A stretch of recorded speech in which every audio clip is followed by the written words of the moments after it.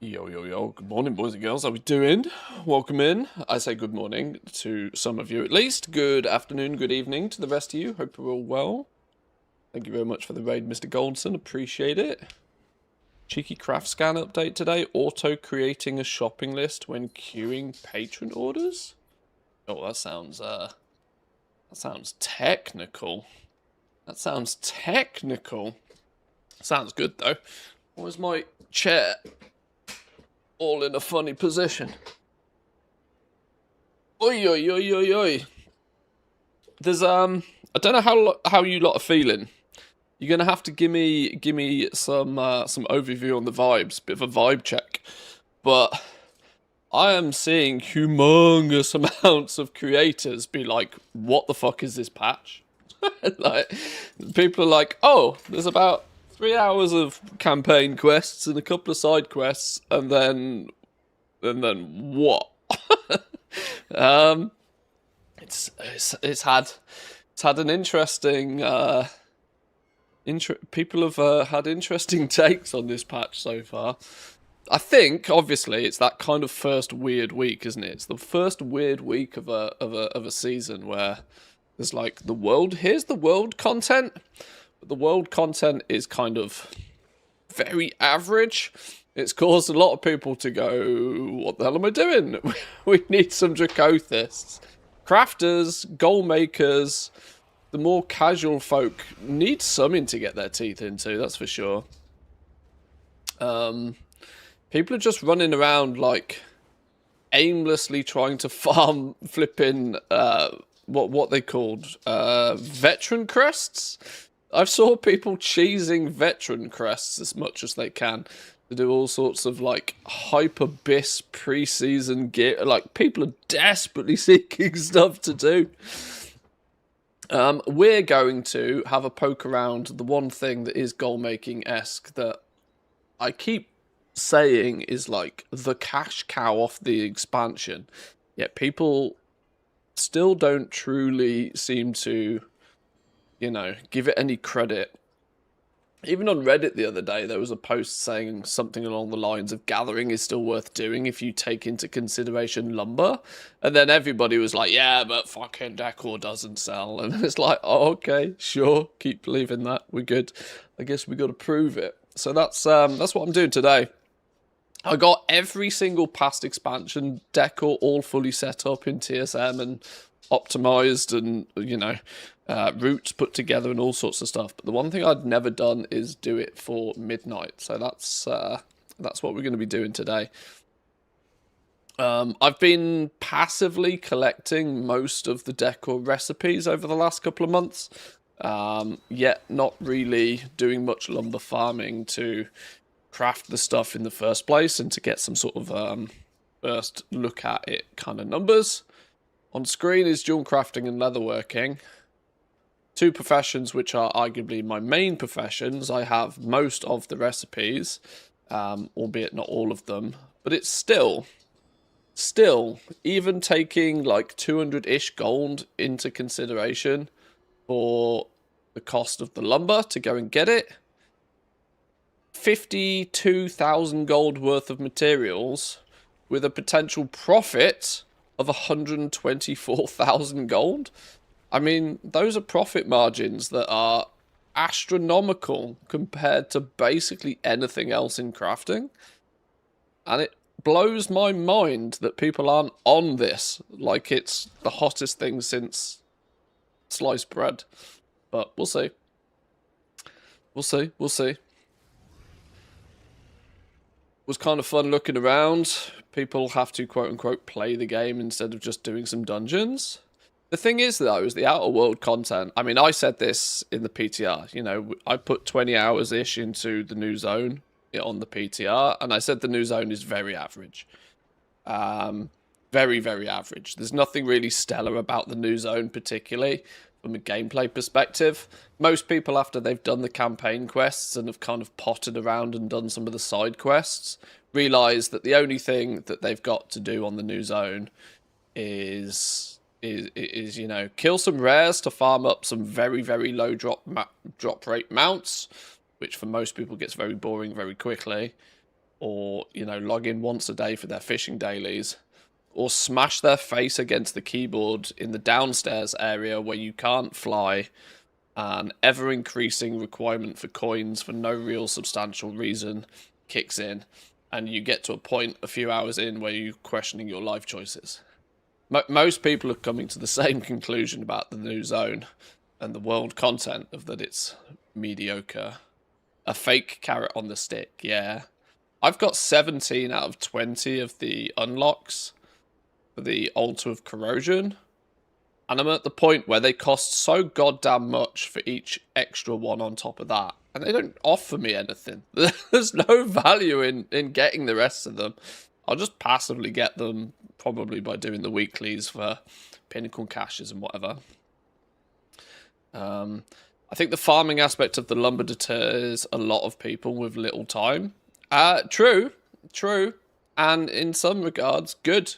Genuinely, that's a barrier to entry that fundamentally means that these profit margins can exist, because it seems to keep out a lot of the rabble. More importantly, though, Decor's new, and I've experienced this 10 expansions in a row. It historically takes people ages to get on board with what the new thing is. Let's not forget, let's go back one expansion, right? One expansion from today, let's go back, so like 11.1. Look at how many people were like, they were like, gonna be like, right, 11.1, I'm gonna have concentration army, I'm gonna make millions, right? It took people an entire patch to realize that concentration existed, and only then did were they like, oh, okay, shit, this is the new thing, this is where the money is. And people who had been doing it since the beginning of 11.0 were just laughing all the way to the bank. And it takes people the best part of a whole expansion to realize something is worth doing. And in the funny scenario is, by the time most people realize it's worth doing, we have the scenario like we have with concentration now, to where it's fundamentally pointless. People are still using alt armies and they're doing professions, but they're caring significantly less about the concentration and way more about filling all of the patron orders. To get those kind of like cash injections from the Moxie bags occasionally. Kind of funny. Anybody who doesn't have double corrosive powers unlocks has no room to complain about nothing to do. That can also be really cheesed if you've just got a few level 90s. But it does fundamentally require an alt army for you, or a handful of alts to get them.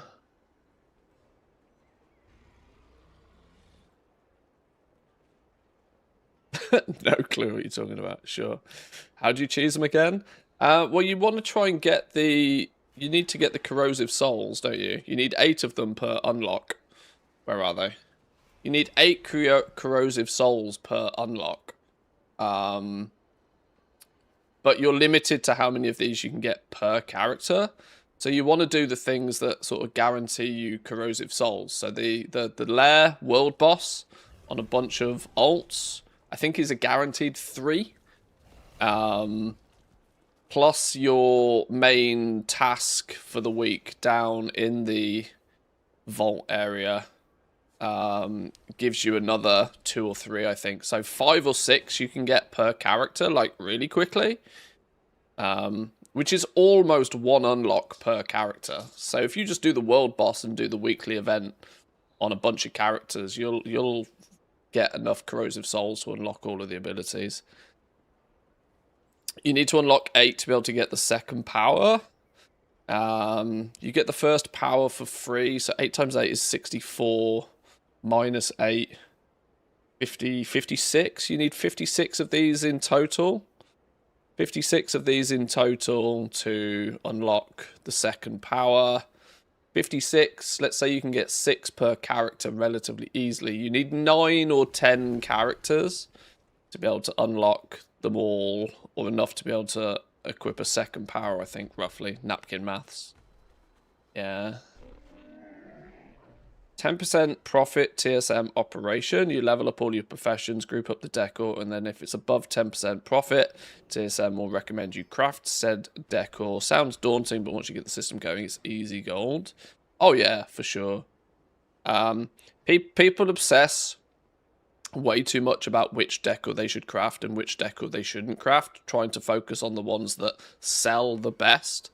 The ones that sell the best are the ones that get slashed in profit margin the quickest. So the thing that sells the best is not always the best thing to be crafting and wasting your time on. My recommendation with decor, and it always has been, is let the market tell you what sells best.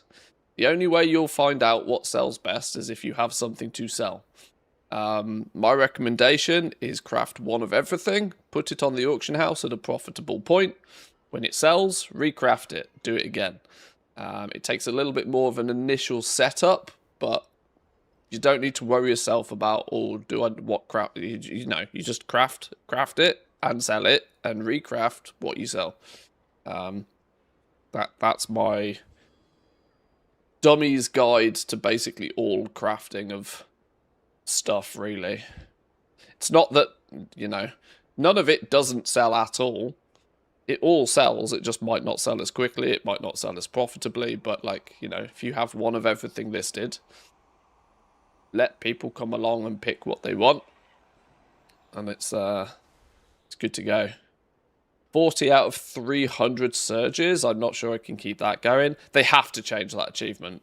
They have to, don't they? I've done 9, and there's fucking no way I'm getting 300 of these done, not without multi-boxing it. And I'm not like, for what is it, for one title, the Curse Breaker? Is that yeah, your no, wallet? absolutely not. They got to shave a 0 off this. They genuinely have to shave a 0 off this, or the only way to do that is to multi-box the shit out of it. If you multi-box it with 5 accounts, you get 5 per event, and if you're quick, you then realm hop to another realm and you might get 10 per event. That still means you have to do 30 events. It's bananas. The only way to feasibly get this without losing your sanity over the next few months is to multi-box it. For sure.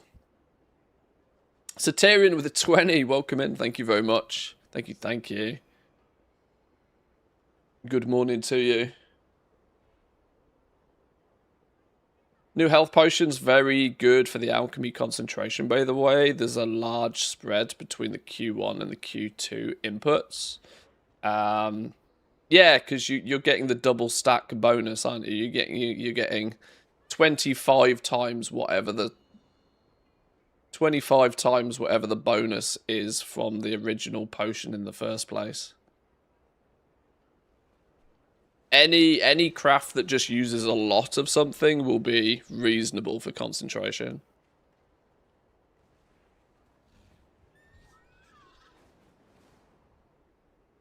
I think they'll change the invasions to 15 minutes instead. I mean, I kind of think they have to, really. I mean, there's the weekly quest, isn't there, that you have to do 3 surges. 3 surges I think you have to do. I would happily have that number go up to 5 for the weekly quest. You need to do 5 surges in a week, but put them on a 15-minute timer.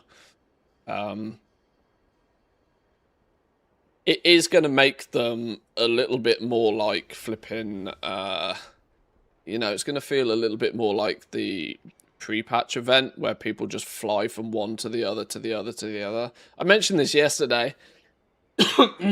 Oh, sorry, on Friday. I kind of think half an hour would be better, because half an hour is long enough between them for you to do one and then go off and do something else and come back for the next one.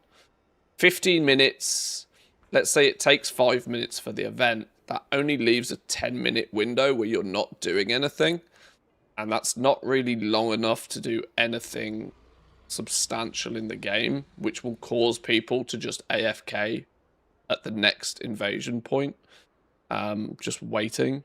People don't really wait for them now, because 45 minutes is bananas. They go off and do something. 15 minutes is kind of like, you're going to get people that just AFK for 10 minutes between each one. And that's even more gross, I think. 30 minutes, I think, is a happy medium. Where if you've got 25 minutes between the events, you could at least go off and do something else comfortably. You know, if it's only 10 minutes between them, can you fly back to Silvermoon, do a random prey, get back in time for the next one? It's all a little bit tight. Half an hour seems more like you might find people filling the time with some other activity. I don't know. But yeah, this is this is gross. This is actually bananas. I still haven't there's still one I haven't done. There's still one of the surges I haven't even managed to capture. I tell you what I need to do is I need to... It's this one up here. It's the big snake one up here. The massacre. When does the massacre happen? And can I... it happens at 1. I'm just going to add a reminder to that one. So I might actually remember to go and do it. I did some world quests, Prey, and the Storm Aryan scenario between my surges and still had downtime. Yeah, so maybe 45 minutes is too high, but like I don't think 50. I think 15 is also too short. I would say 30 minutes between them is more sensible. Let's be real. The surges don't do a fat lot. They're worth basically nothing to you. The only reason that people are going to continue to do them is because of that stupid achievement that is needed to do a whole shitload of them. And that you get the weekly to do 3. That's really the only reason why people do it. It's such a weak carrot on the stick to do the events in the first place.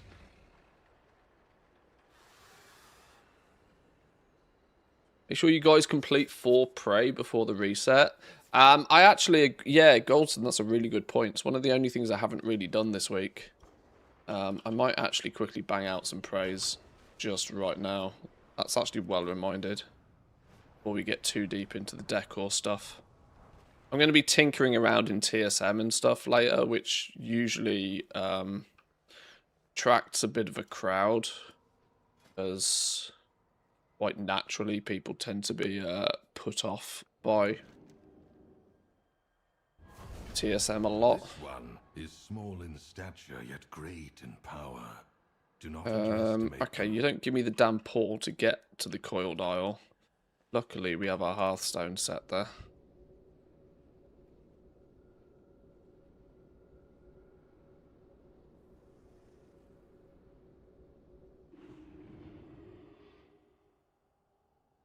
You basically want to just keep up with the journey, really, is the big thing with Prey.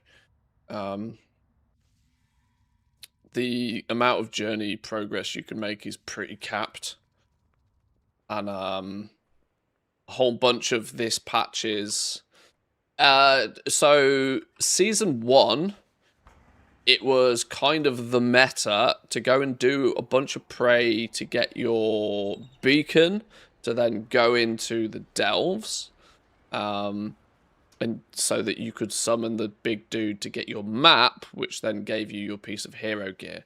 They've kind of flipped it a little bit now, in terms of the fact that when you are going and doing your delves, you will get items that will boost your Prey and give you the ability to get an extra piece of gear via Prey instead. So they've tried to sort of flip it on its head a little bit this time.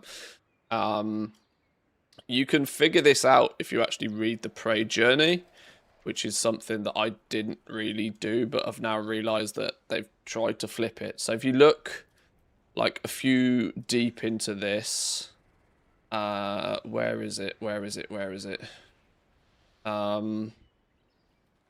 Well, ultimately at Prey 9, which is obviously a lot. This is your long-term aim, but Tormented Souls can now drop from the heavy trunks in your tier 6 plus bountiful delves. Tormented Souls can be used while on a nightmare mode hunt to accelerate the hunt progress and give bonus hero track equipment. bonus equipment is only available once per week per character. So they've tried to flip the way that you do the world content now. Instead of doing your prey first and then go do your delves, you're likely to go do your delves to get these tormented souls, to then go back and then do your prey in order to get your map and your hero piece from the delve, but also then go into prey and get your hero piece of gear from prey as well. There's the equivalent of this earlier in the journey as well for champion gear. Somewhere. Poor unfortunate souls. Afflicted souls can now drop from heavy trunks in your bountiful delves. Afflicted souls can be used on the nightmare hunt to accelerate the progress and give you champion track stuff. So you're more incentivized with an alt friendliness catch up kind of system to keep your prey journey up to speed. Really. You can basically get 1 rank of the prey journey per week. So you probably just want to keep up with that so that you're not too many weeks behind what is the catch-up system. You got to be proactive or you don't qualify for the catch-up system. It sounds busted and it sounds broken, but yeah, that is what it is. They've kind of flipped it on its head, or they've tried to flip it on its head a little bit this season, weirdly. I haven't looked in too much detail about the Delve season. You earn boons from misladed curiosities and blessings from the heavy trunks. You may acquire the Vile Branch Awakening Decor, blah, blah, blah. Corrosive Reticule from Telemancer. I don't know what a Corrosive Reticule is. Shrines of Abundance now has a chance to manifest within a bountiful delve. You may acquire the effigy of the Dun Dun toy. Okay, sure. A gilded stash will now appear after completing a tier 11 delve, which will appear 4 times per week and reward you both hero and myth crests. You may acquire the beacon decor. Chance to gain additional boons from mislaid curiosities, and starting week 3 of the season, Zaran will now appear at the end of Del's offering you champion gear. You may acquire the Corroded Soul Crusher mount and a bunch of other stuff. Purchase some keys.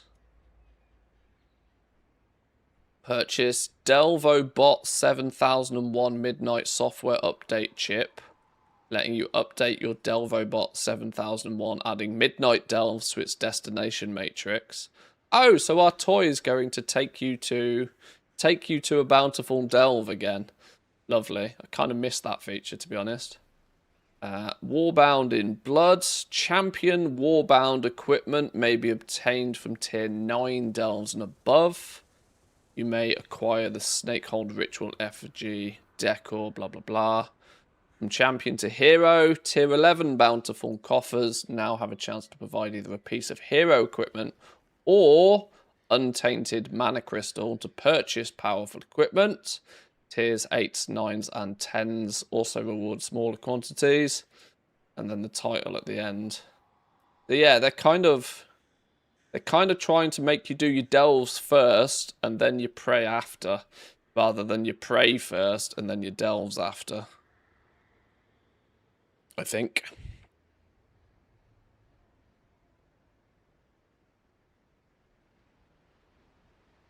As a mainly heroic mythic raider, I was glad to hear that I can completely skip the underground area, because it doesn't give raiders anything that they care about. Yeah. I mean, the fun thing is the underground area doesn't really give anything for anybody else either. Weirdly, I mentioned this in the PTR that I tested it a whole bunch and I just was left with the question of why. And I was kind of hoping that by the time everybody flooded to it, that it would start to feel different and more like it made sense. maybe the concept of having a shitload of people running around doing it would bring it some more value or some more enjoyment or whatever. But there's still the big old question of this. This just kind of feels why. There's a big why around the whole thing. Something's off. I suspect. A system for the sake of a system without it really feeling particularly fun because it's just yet another Zergfest. Feels like a little bit of an in case of no idea what content to make break class. There's definitely vibes of that for sure. I've spoke to a few other people about this as well, and there's a very strong general consensus that there's a big like question mark around a lot of this patch. Like, storylines don't seem to make sense to a lot of people. The type of content in the patch doesn't seem to make a lot of sense to a lot of people. It's all just a bit odd. All a bit odd and a bit weird. How do I... Oh, do I have to... Oh, there we go.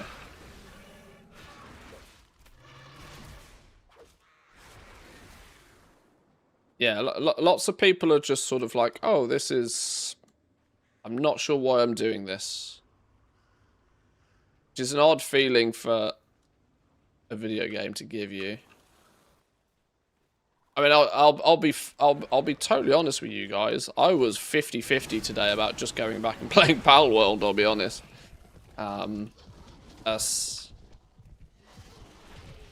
There's a real weird feeling about trying to keep yourself busy in the first week of a brand new patch. Now, I know I get the luxury to play the game a lot, and I probably have clocked in quite a few hours into this patch in order to have completed the campaign and done the sideline quests and, you know, killed a bunch of rares and farmed a bunch of coins, but a lot of it has been sort of because I feel I should rather than because I want to. Which is a weird feeling to have in the first week of a season. Oh, hello. No! You stupid shrink rays.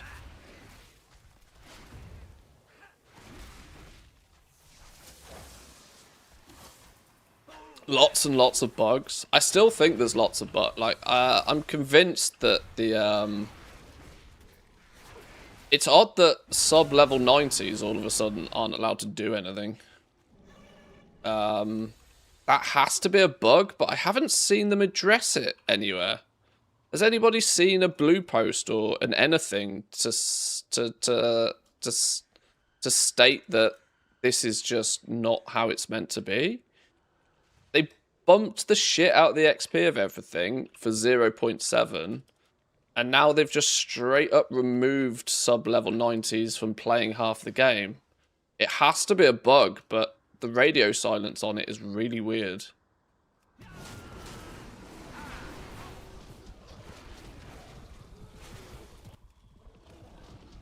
I mean, some things like the stupid bind on pickup fish. Right, I'm going to show you this, and it surmises how crazy things are these days. The loathsome anglerfish, right? One of the random quote-unquote rare fish, which for some reason is soulbound, apparently has absolutely no use. It's not used in any cooking recipes or anything. Loathsome anglerfish, soulbound. You go to Wowhead, and there's Blizzard customer service, Blizzard representative. We're aware that the anglerfish is bind on pickup, even though the tooltip says it can be bought and sold on the auction house. We're already investigating the issue. Why the fuck are we getting blue posts on Wowhead? Like, what? I mean, it's sure, cool, but where's the official post? It's just weird. I mean, we know that Blizzard customer service points people to Wowhead in so that they don't have to deal with some of the probably more repetitive questions. But Blizzard CS straight up just posting on Wowhead themselves now is funny to me. Real funny to me.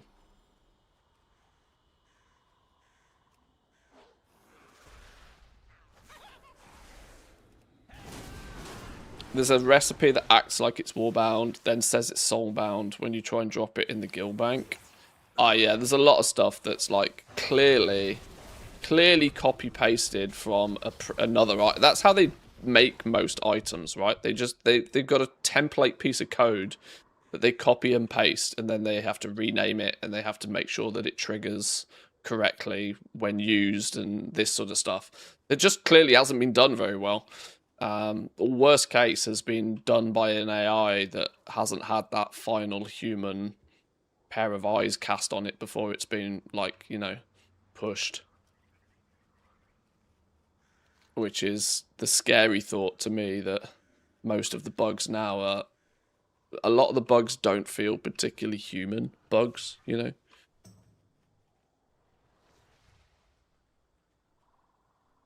There are some special fish only used to pad the fish size achievement. That's my theory. Yeah, there's a lot of stuff with the fishing that felt kind of strange, that I was waiting for some sort of answer as to why. When you look in the fishing journal,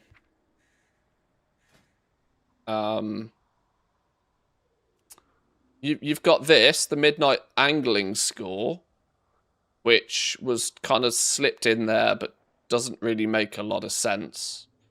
You've also got odd achievements for capturing, like, there's a catch rank system attached to all of the fish. Guppy, minnow, pike, shark, and trophy. And there's an achievement for capturing trophy level versions of all of the fish. Yet there's no indication of any of this when you're actually fishing. It really feels like half the system is being put in and it's just not been finished. But instead of it being taken out to be put in another patch, they've just kind of left half of it there. There's definitely more that was meant to be going on with this. There's a few sneaky achievements linked to this sorts of stuff, but it's really kind of like all of it feels half implemented. Yeah, they clearly ran out of ChatGPT tokens. That's what it is. Had to wait till next month.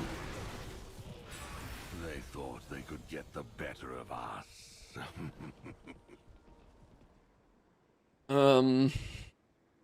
Where's the...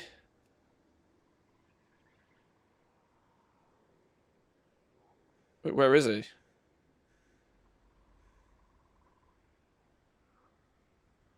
It's the world quest.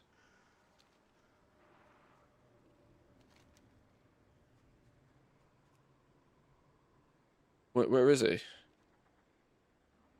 Complete prey activities, world quest, rares, and treasures to lure him out. I still haven't lured him out. Oh, okay. I can't see him.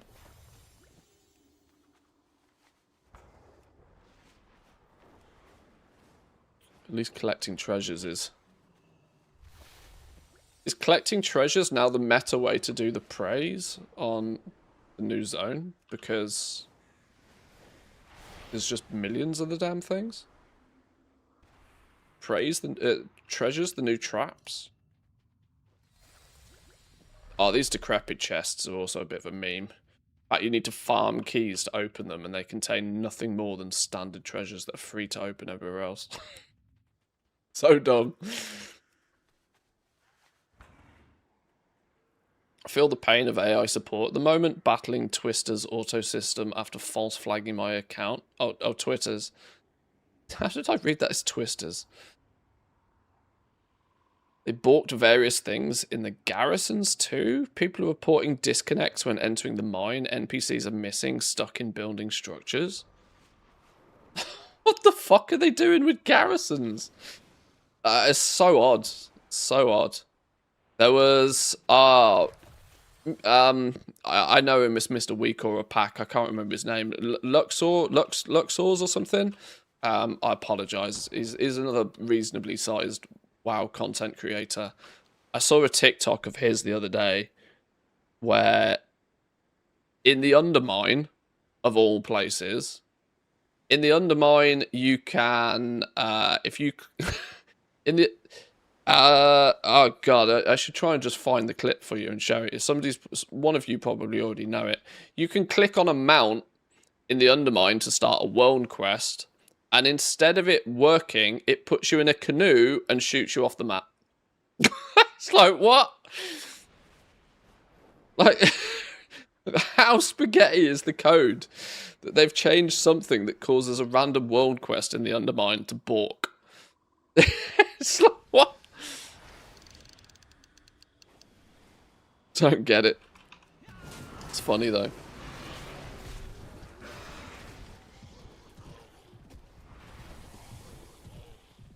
And yet, for some reason, when I put forward the theory that this is all stretched and filler content because they're working on a brand new game engine for post The Last Titan, people look at me funny as if I'm sort of like smoking some sort of crack.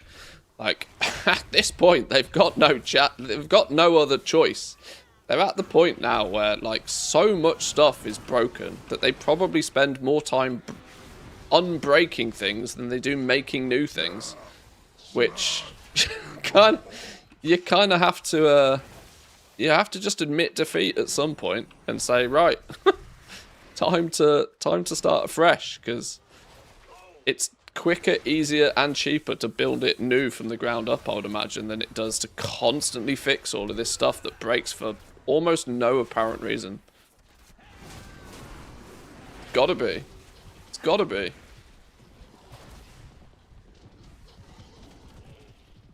Do we smell vibe coding in the lack of automated tests? I mean, it doesn't smell of it. It absolutely reeks of it. It's proper big stink. Humongous stink. Let's go do this world quest anyway, because apparently we still need hunt progress.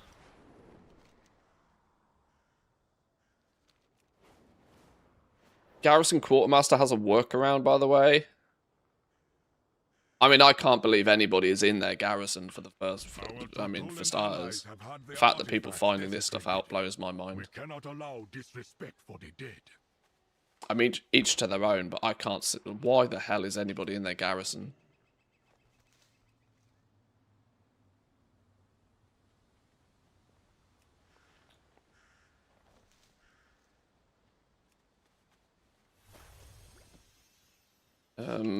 Recover belongings. Tortolan belongings. Is this going to give us rep with our fishy friends? Oh, I also managed to get my renown with Captain Tokka up to 3 of 5. Which unlocked a couple of things. A couple of recipes.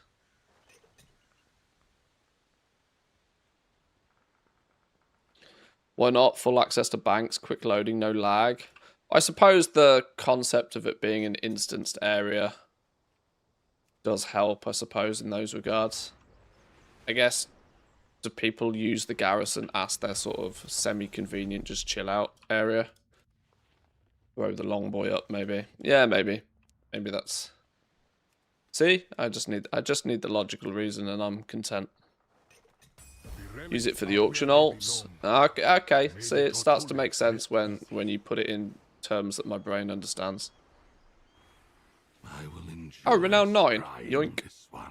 Boiled iron treasures unlocked. Slaughter them. More treasures? What are these treasures called?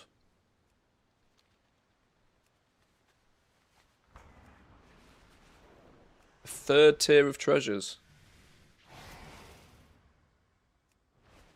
Unfortunate scout satchels. It's got to be those, right? I've not seen those before.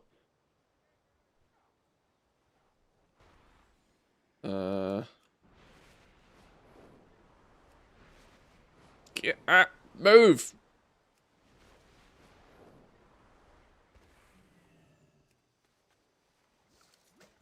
Oh, lovely. Garrison's a bit of an introvert stream, I suppose. I mean, it was back in the day. You know, it was memed on pretty hard that, at least in its heyday, you had absolutely no reason to ever leave it.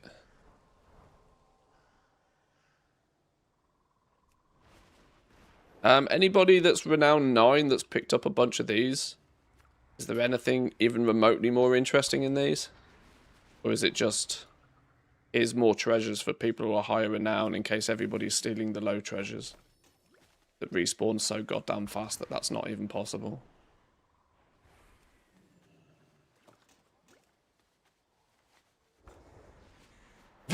Refuge for when the zombie invasion... Well, yeah. When shit gets out of hand. There's a pet, low percentage. Oh, is there? Satchel should drop a pet, but I haven't got it yet, so can't confirm. Okay. Well, worth keeping my eyes open for a while. Tradable pet? Cageable?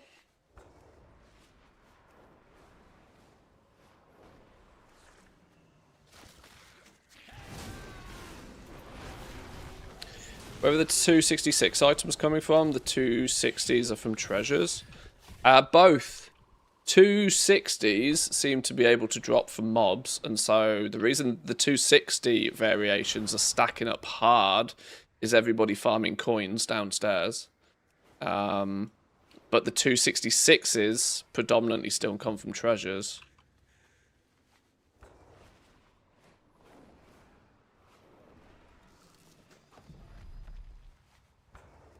Which are clearly far less frequently being picked up, and so are holding more value. But yeah, the 260s are stacking up because they can actually drop off mobs down in the vault area. TSM still can't handle the new item levels.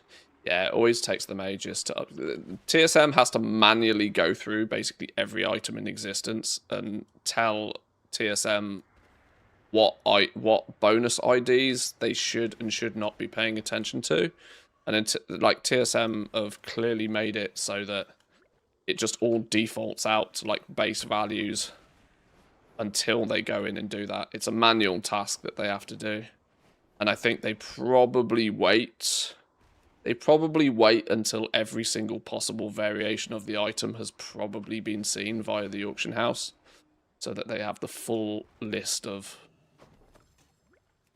items to go through and then be like, yep, this bonus ID counts, this one does not. Not going into vast detail about how the bonus ID system works on items, because I'm going to be honest, I don't know in that level of detail. But what I do know is that over the years, TSM has wrestled with Blizzard to try and standardize it, at least in somewhat shape or form.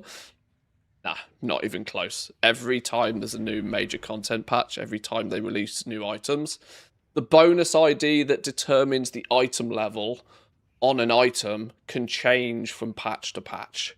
And so the TSM just has to fucking learn the game again every time.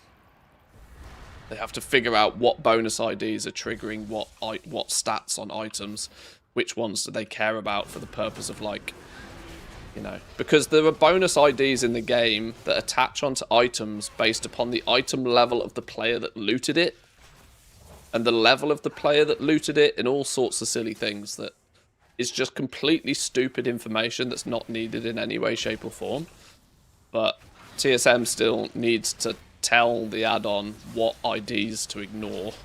That's the thing that slows them down at the beginning of patches when all these new items turn up.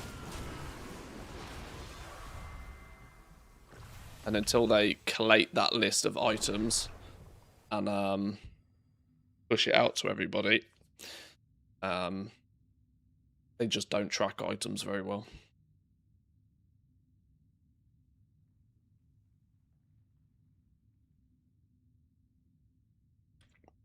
That is the best explanation I can give of the system that I only know 50% about how it works in the first place.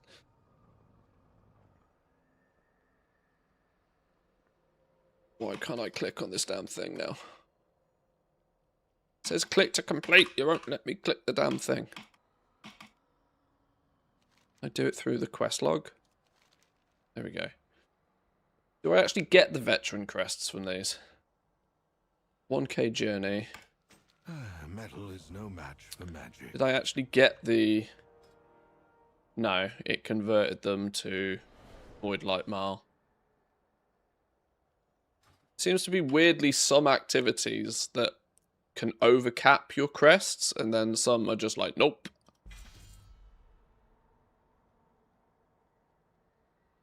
Ooh, got leech on it. Almost no reason not to use the one that's got leech on it, to be honest. But it will need bumping up in item level. I got to do two more. Let's just do the one that's close to home. This one burns rather brightly. Weekly faction bags and the specialist assignments will go over cap. Okay. So that's going to be like what? Your abundance, your soiree, your Harandir story thing. Whatever it is in the Void Storm. Yeah, okay. Theoretically, you can have 300 veteran crests this week. Okay, yeah, see, I've not got anywhere near that many. I've definitely overcapped them by a bunch, but not by that many.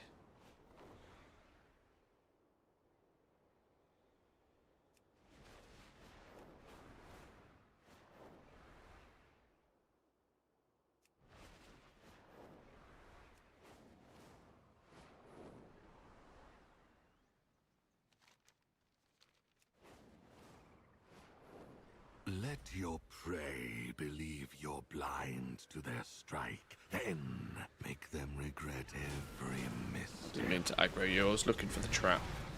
Where did the trap go? There it is.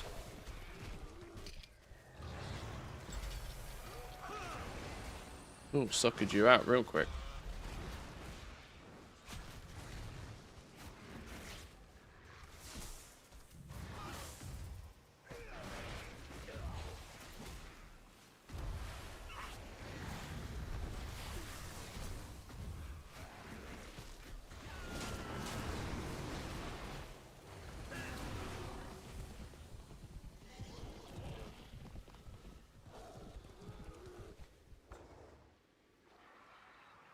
Also, a little rant, the new prey affixes are absolute ass.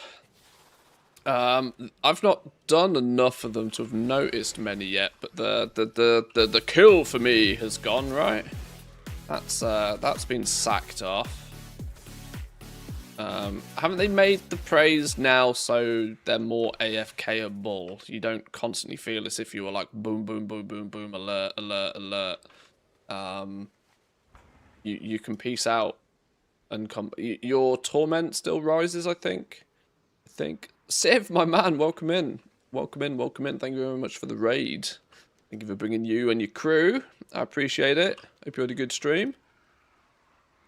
We're, for those joining, we're doing the same as many others are, which is kind of twiddling our thumbs until the season goes live now.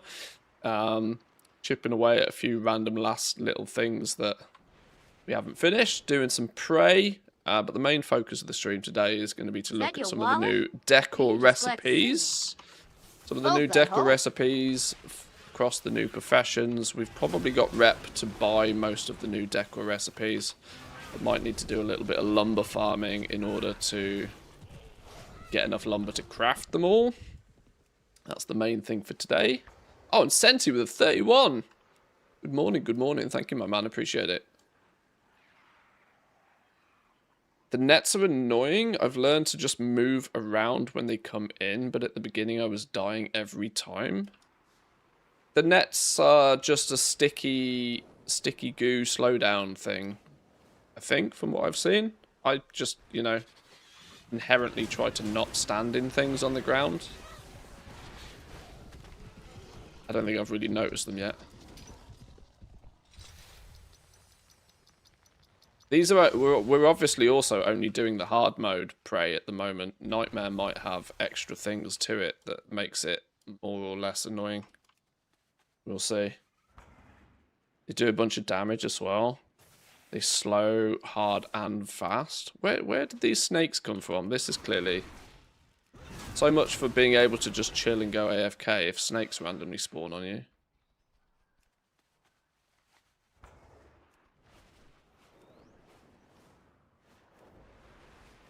But the last I needed for the Dig Master outside Alderman, 100% Zul'Farrak. Nice.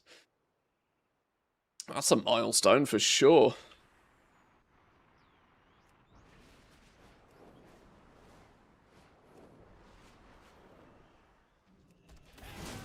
I've always kind of had this weird desire to 100% complete, like, all the dungeons in the game from a transmog perspective. And then, of course, probably then start at vanilla and work my way up. But I then do about 3 or 4 runs of a dungeon, and the great idea stops becoming a great idea. Starts quite quickly becoming a what am I doing idea. And I go and get distracted by a squirrel. How are we doing, chat? Welcome in. I wish you could use your pals to make items and farm. I was so tempted to just load up Palworld today and just forget about WoW today. Genuinely, not even gonna lie, really, really tempted to just go play Palworld today. And in fact, post-stream today, there is a very good chance I'll boot up Palworld instead. I'm still having humongous amounts of fun playing that game. I'm level 73, I think, in Palworld. I'm working, I still need to finish the breeding, but oh, okay, I sense these traps now. Oh yeah, you gotta dodge them. See, this is where hunter privilege comes in. I just run around naturally anyway and can do full DPS on the move. So I'm actually quite kitted to get out of these.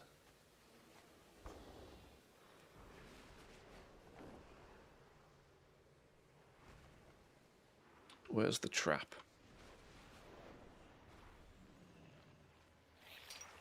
Yeah, I need to get my cake on and start breeding some serious pals.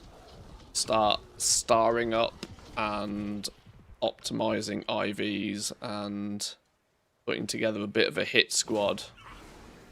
I think now I'm at the point in Palworld where it's not just a ruffle stomp of the bosses and you can't just easily out-level them, because I haven't really got many more levels to out-level.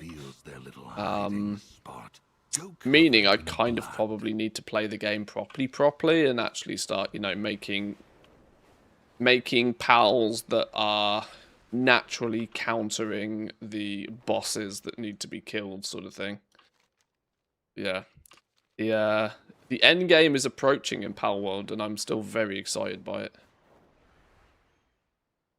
Had an update, get a pal with the legend trade. Oh, they've up. I saw rumors that there's a 1.1 coming for Palworld. And they would be smart, to be fair, to do that, like, double time before everybody's, like, min-maxed it and finished it.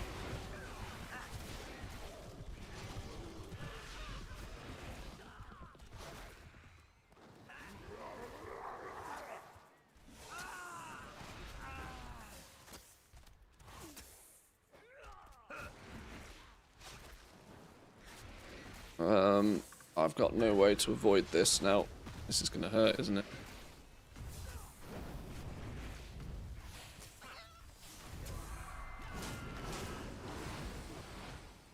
Well, that was easy enough. 240 remnants of anguish. I'll take that. Won't let me click on the back-in quests. I don't know what add-on's causing this, but if I don't figure it out soon, I'm gonna absolutely murder somebody. The brighter the blaze, the more exquisite. Mad Magisters. Interesting.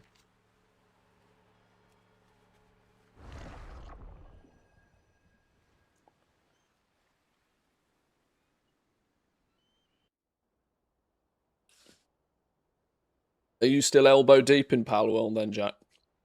Have you come back and started your... Are you raiding this season?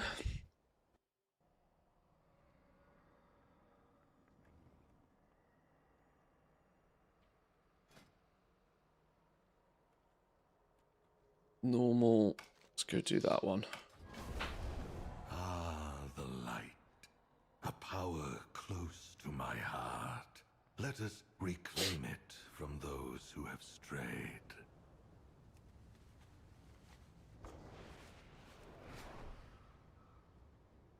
Let's. I'm going to fly there with a flight master, so I don't get too distracted by squirrels on the way.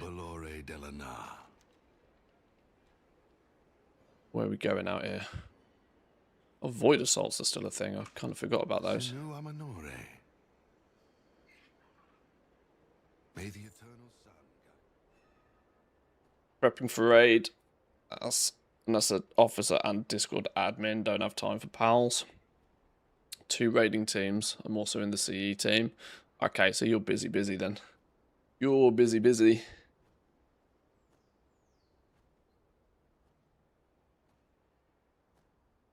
What's the consensus from a raiding perspective this season?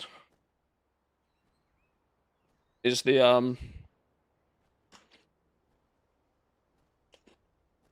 really good? Vibes are up.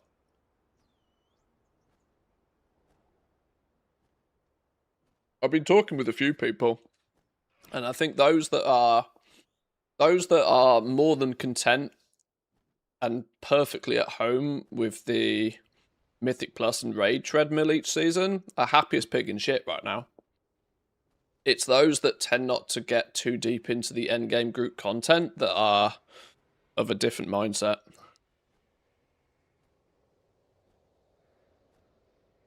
Content in the patch is meh, but the raid is good. There we go. This is the thing.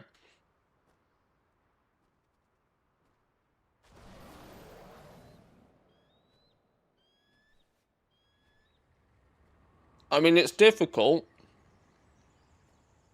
From Blizzard's perspective, you know, a 0.1 patch always gets kind of a bit of a bad rap at the beginning. Because just look at it at face value. How do you compete with like 4 brand new zones on an expansion launch and then 1 zone at a 0.1 patch? Like, it's just no competition, is it? There's no competition. Like, leveling, 4 new zones, 4 new reputations, all the professions. Like, there is so much that goes into a new expansion. A 0.1 patch is always going to feel empty in comparison. And so you're coming from those, like, you know, endorphins at a maximum from an expansion launch season down to a 0.1 season. It's always the same. The Zaralek Cavern had similar reception. Undermine had a similar reception. Fortunately for me, both the Zaralek Cavern and the Undermine brought with them incredibly good goal-making opportunities as well. This is why this patch, for me, has a lower vibe number than previous, because there isn't really that big thing for me to get my teeth into. Which, give it a couple of weeks, in my opinion, won't be a problem, because I did kind of say I want 0.1 to be quiet. Completely selfishly, I kind of want this season to be quite quiet for me. Mostly because the end of the year is going to be just GTA season. I'm sorry for anybody and everybody that isn't going to be caught up in the hype of Grand Theft Auto, but I am absolutely 100% caught up in the hype of it. There's no chance I won't be playing that game for more hours than will be healthy. And, you know, maybe not having a hyper, oh my god, this is the best thing since sliced bread going on in WoW is kind of good, because I won't then feel obligated to try and push both too heavily, but that's mostly more of a selfish thing than it is anything else.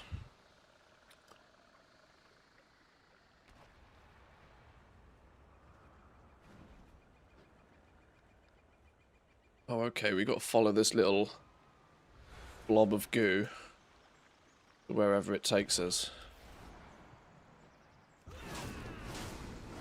I just don't hope this raid will end like Liberation last expansion. I can't remember that in enough detail. You'll have to literally spell that out for me.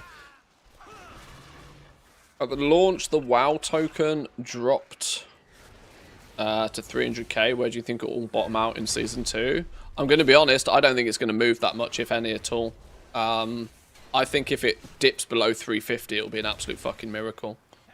I'm not convinced there's enough to push the token down, honestly. Now, if the raid ends up being absolutely solid, that might incentivize, you know, that might create more guilds getting stuck at more bosses. That usually is good for people buying the WoW token, which pushes its price down. But I'm going to be amazed if the token dips below 350, honestly.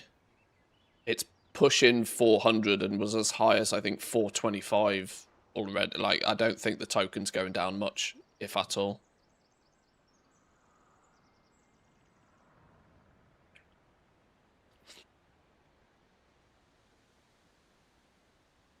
Looking forward to all the car crashes you'll entertain us with. I mean, by the time we get... there's a temptation in December for it to just be totally focused on GTA month. I'm really tempted to, like, on a week-by-week basis in the run-up to GTA 6 to go and play through the stories of some of the past GTAs. I've done GTA 5 a whole bunch, so we probably won't do that, but I'm tempted to go back and, you know, dig out Nico Bellic and play 4 and... oh, yeah, the temptation is strong.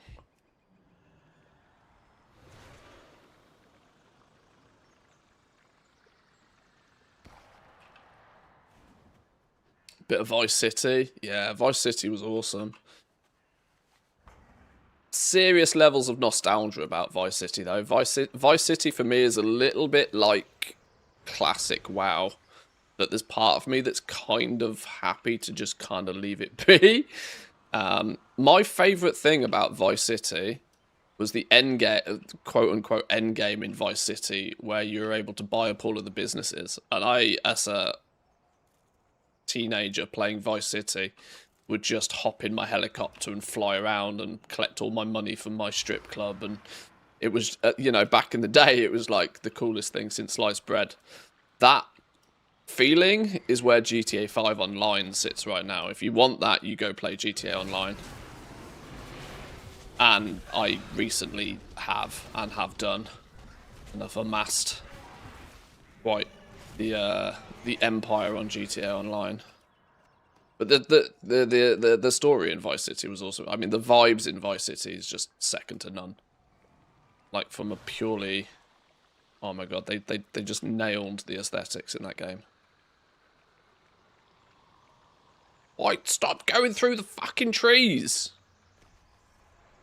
I mean, I know you kind of have to if the thing's on the other side of them, but...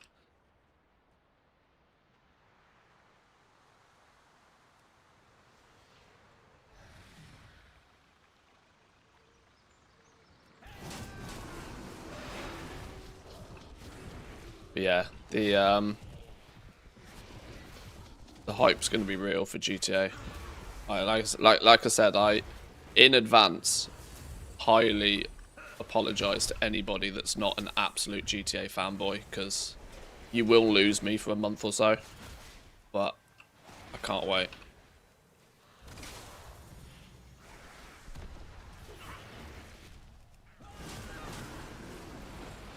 The week before the GTA 6 release, play the GTA 5 campaign. Yeah, I think there's I'm gonna have to set my PlayStation up and figure out how we stream via it.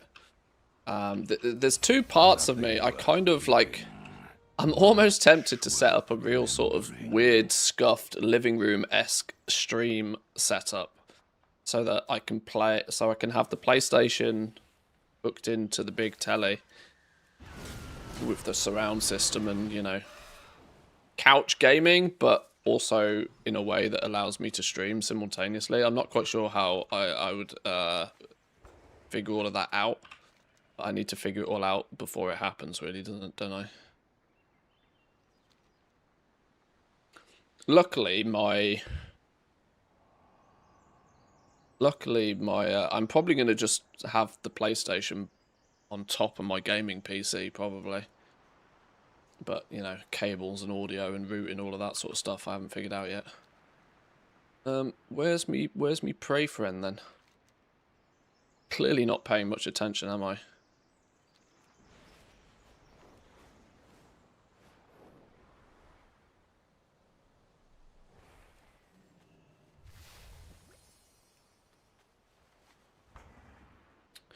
Vice City San Andreas pretty much summed up my younger years. I'm waiting for Elder Scroll, not a fan of GTA. Yeah, I mean it's not like I said, it's relative. Well, I wouldn't say it's niche, but I also know it's not everybody's cup of tea. 266 pendant? 266 is a down to 250. No way, not for a necklace. If that is the case, I'm buying those out and resetting them. 260 maybe, not the 266. 260s? 266? Yeah, I didn't think so, TSM. It's an easy 20k.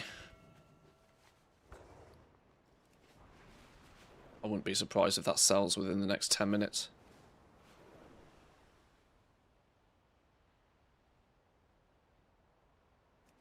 Enshrouded in October. So, this has been mentioned to me already. Enshrouded, it's in early access now, but it goes 1.0 in October, right? Is that what we're saying? I apologise because I can't remember who it is that keeps telling me about it. It's probably you, Jack, if I'm honest. But it's definitely been mentioned by a few people at least.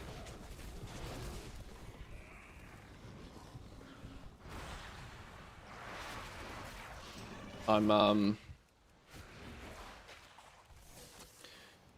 want to make sure that I continue giving Palworld a conservative effort until I at least feel as if I've experienced most of what Palworld has to offer.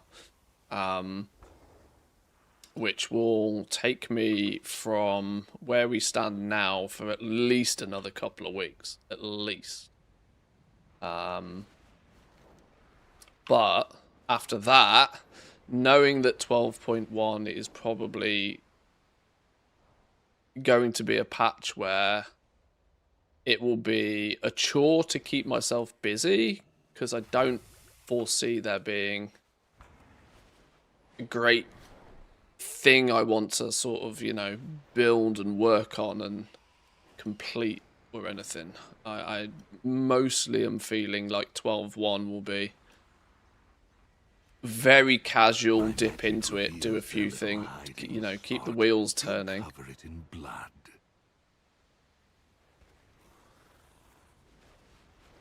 Does he still spawn up here? No, he hasn't spawned yet. Where is he? He spawn in a different location these days? Hello? Am I being dumb? Oh, he's all the way down there. Who the fuck are you doing down there? Oh, is it the Nightmare one that spawns up in Witherbark Bluffs? Of course, we're only doing the hard ones, aren't we? Do you want another DJ grind in 12.1? No, I absolutely don't. This is kind of the thing. I'm more than willing to let 12.1 be a semi-passive, just, you know, play WoW 1 or 2 days a week to keep things ticking over. I'm really not looking particularly hard for a grind.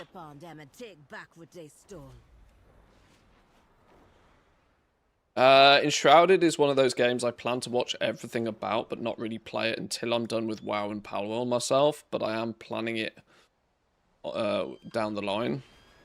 Yeah, this is kind of where I'm leaning right now. I've heard enough about it, and I've heard enough good things about it for me to feel as if I want to pay attention to it.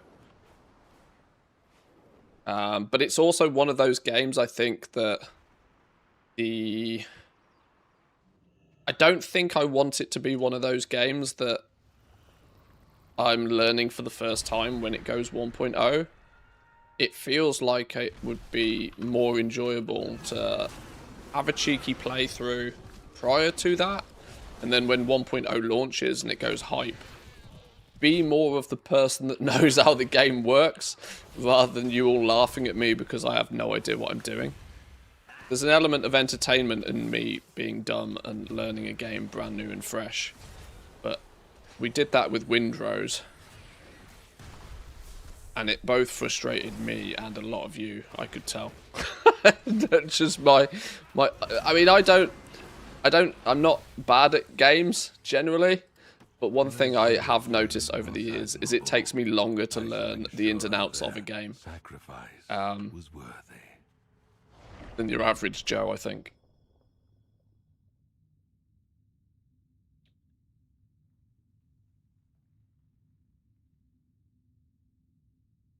The Prey Journey showed at rank 4 the extra gear piece. That will be available normally in 2 weeks. Because you can spam the random normal prey hunts for the 50 rep to have it ready for next reset. Oh, I see. Because, well, yeah, okay. Yeah, that would require me to do an absolutely filthy amount of prey just to get that unlocked like 2 weeks early. Yeah. I see where you're going with that, but no. My historical number of lumber has now gone to 80k total. The new zone is good. Okay. Yeah, I mean, I accidentally was getting like 250 to 300 lumber an hour in the new zone. 4 of 6 available. Does that mean I've done my journey progress for the week and I'm now level 2? Which gives us the ability to accept random hunts. You may purchase the Furious Tiki Mask, Hunter's Ritual Stone, and the concocted Poisonous Residue. We've unlocked the crafting recipes. Random hunt, blah, blah, blah, blah, blah. Where's the vendor? You're the Decor specialist. Sell all of the Decor stuff that I've yet to purchase. I don't care about Decor from a building a house perspective. I just care about it from making that money. What we got in here then? Journey rank 4 needed. Rank 4. This is the mask. We can come and pick this up on the enchanter. Not me, but we've at least unlocked it. Blacksmithing will get the Hunter's Ritual Stone, the optional crafting reagent. Oh, the one that I looked at and thought, this seems weirdly stupid. While on a prey hunt, this effect is increased by 50%. This bonus is only available outdoors whilst prey hunting. Your damaging spells and abilities have a chance to grant 165 of a random secondary stat. It really doesn't sound like a good enough perk to lock up an embellishment slot just on a piece of gear that you throw on for doing world content. Mr. Mikey, how we doing? Welcome in, buddy. Welcome in, welcome in.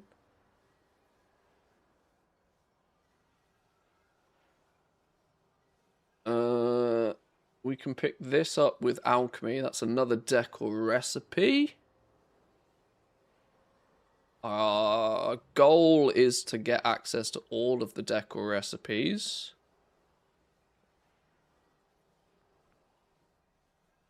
These are like rank 6 stuff, 7, 7, later on down the line stuff.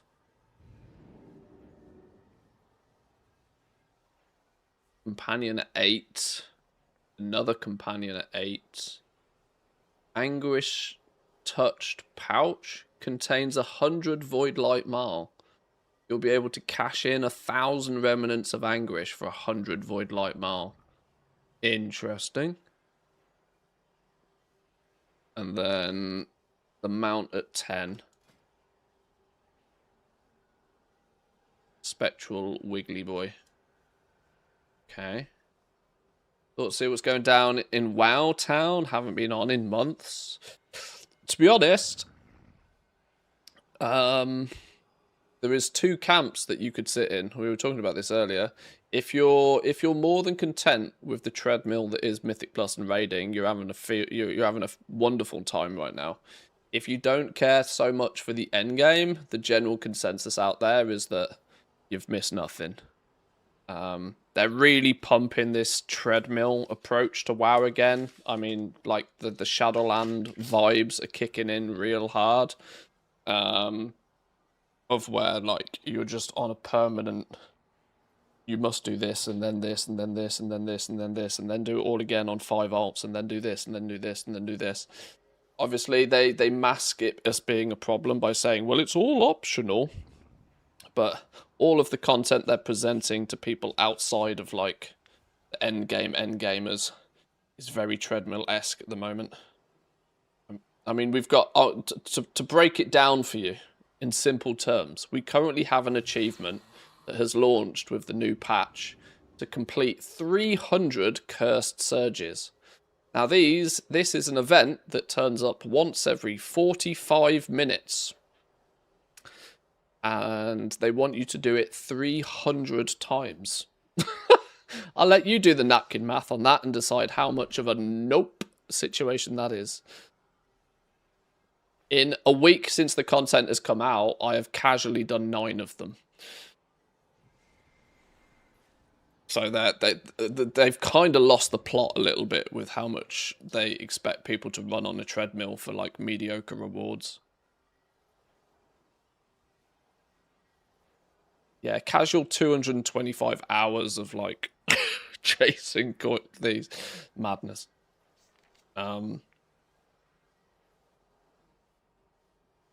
I tend not to watch trailers too much on stream because it's nearly guaranteed to get my YouTube stream slashed. But for you, Jack, for you,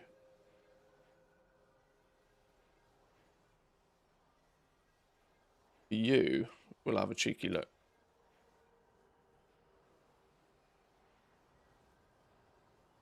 When did this come out? A month ago. Shrouded 1.0 launch trailer.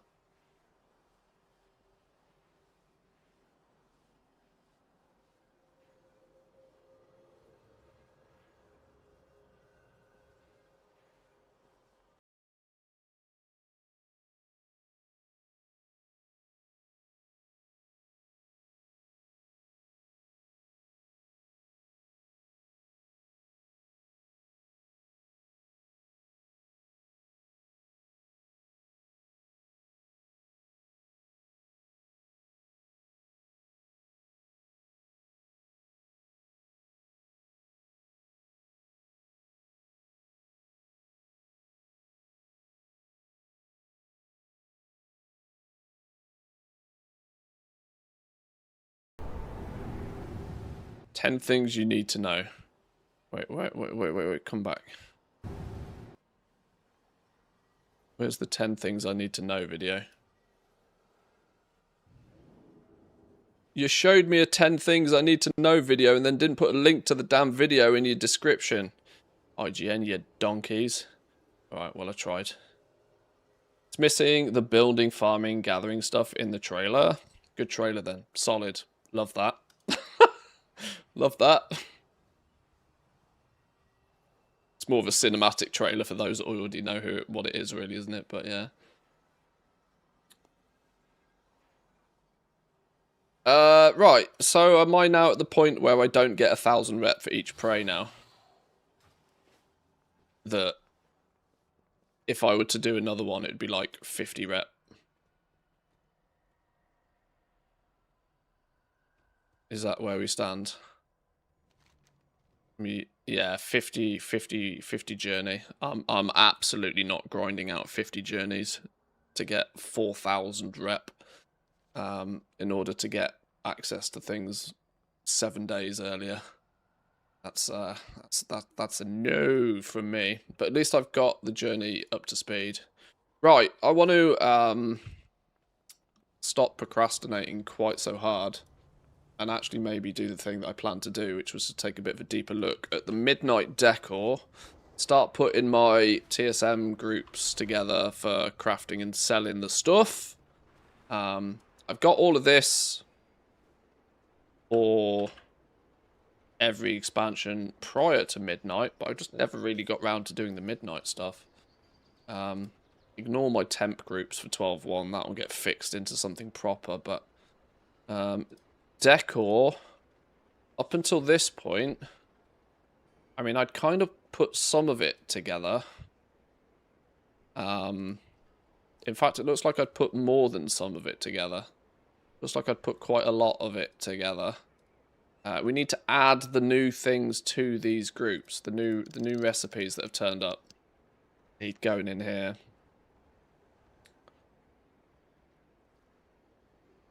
And once we've got these groups up and running, then it will make crafting and selling easier. I'll open that video, but I'll watch it later. That's also a video that's very likely for IGN to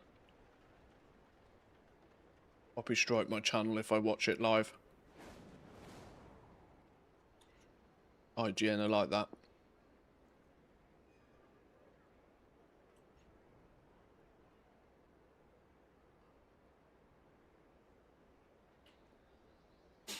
Right. Let's try and pad out these then with some of the new recipes. What's the easy way to do this? Even I'm a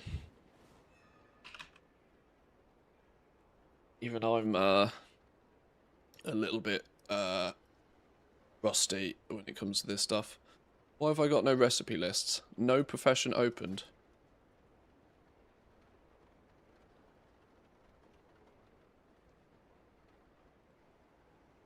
Hello, game?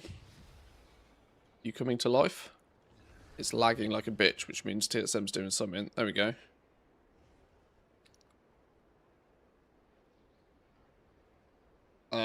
Actually, I think using the standard UI is going to be easier for this, because I can go...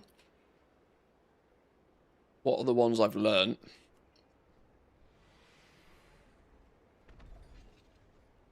And just sanity check that I've got them all in a group. Bejeweled Cinderai, Lie, yes. Brilliant Phoenix Harp, yes. Armani Peridot, no, that's a new one.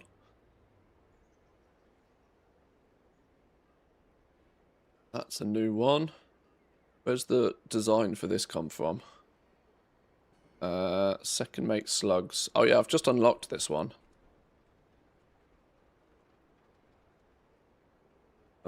Piercing Armani Lapis is another one we don't have in there.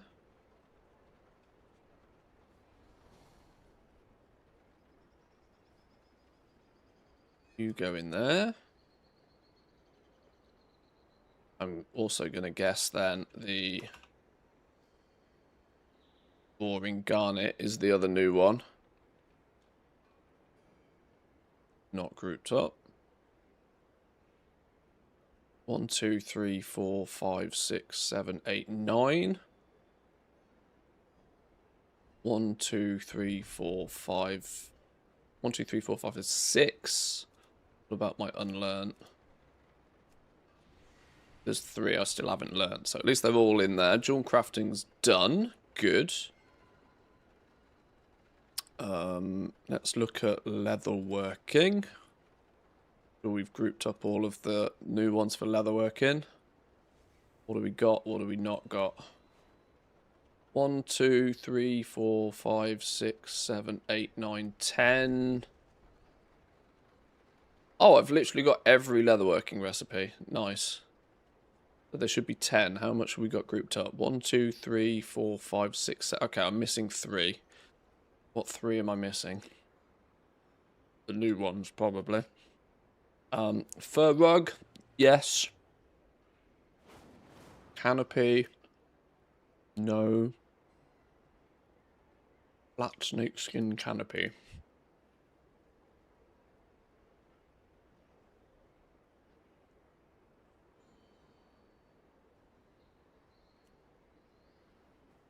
You're grouped up. Mounted Moby. Oh, this is the shark, isn't it?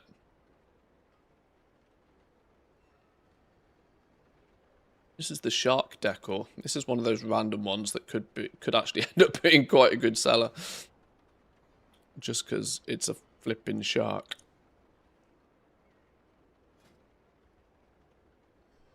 I mean, I don't know how big it is when you craft it, but it's a flipping shark.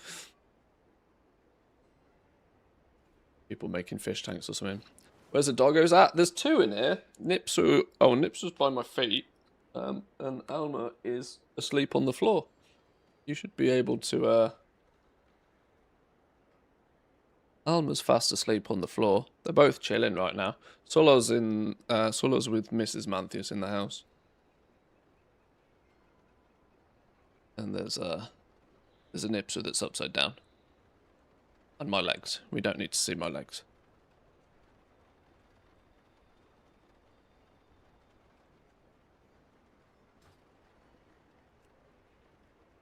Pillow is grouped up. Table is grouped up. Rug is grouped up. Okay, this snake skin rack we're missing.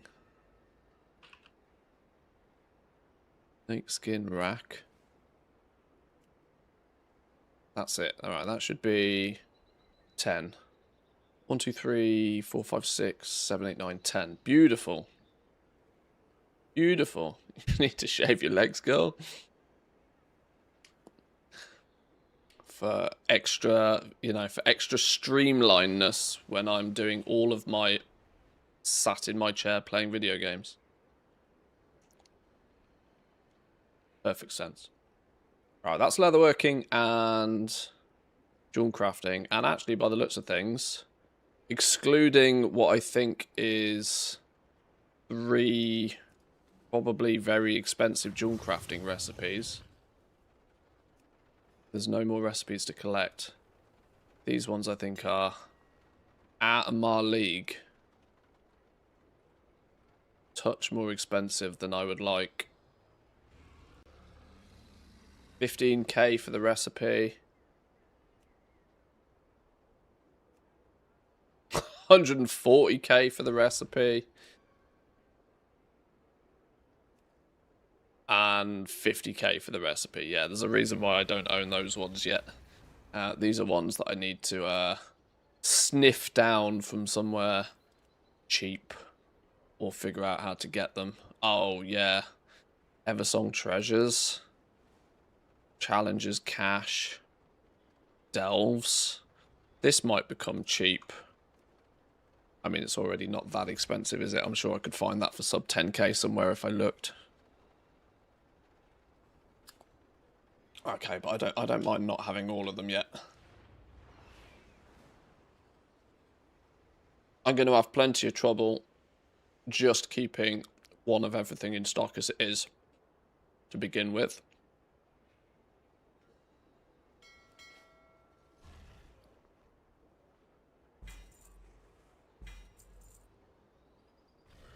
Oh, I've got 4 tormented tantalum.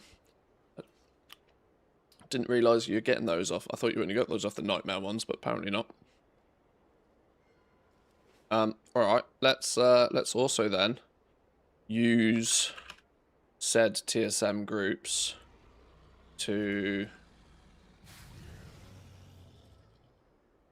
Did I have my crafting operation on here? Just a simple straight up craft 1, 2, nice.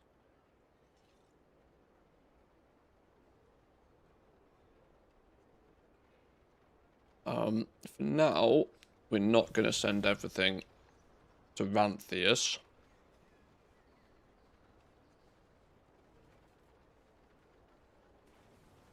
I'm indeed going to instead sell it on my main toon.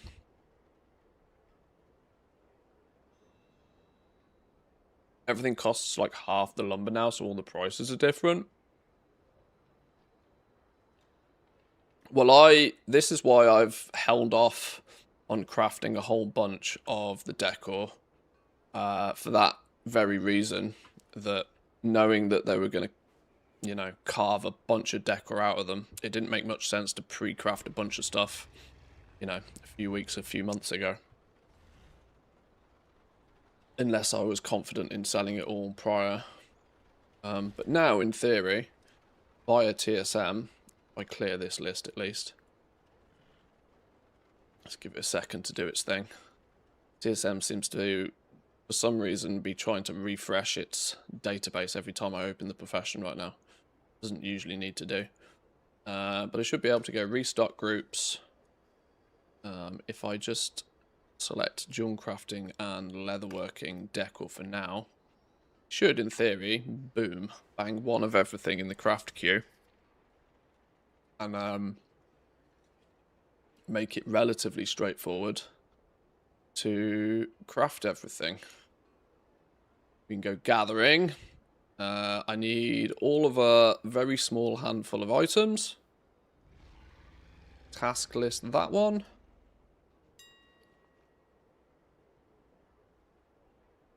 Browse. Scan. Handful of venom clots. And a snake head. One single snake head.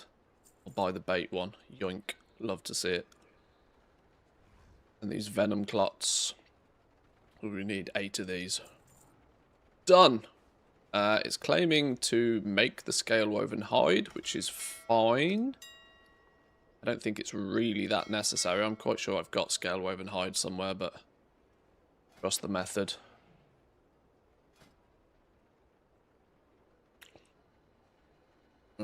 Crafting. Claims to need mats, which is also a bit of a lie, because they're in the war bank. I wonder if TSM even knows what I've got in my war bank, actually. Seems to know where most of it is. It's making my game lag like a beast today, though, for some reason.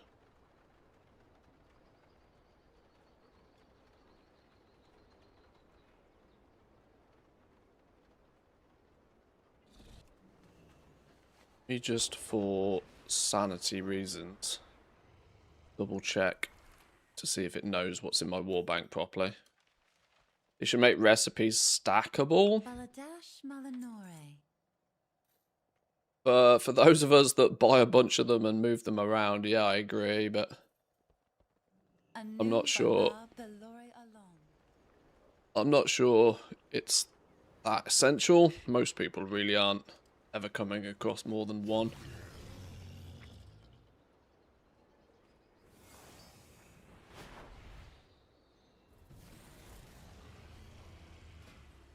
Do I still need the table to craft the decor? The game going to be that annoying to make me stand next to the table to craft this sorts of stuff? Doesn't for the past decors, but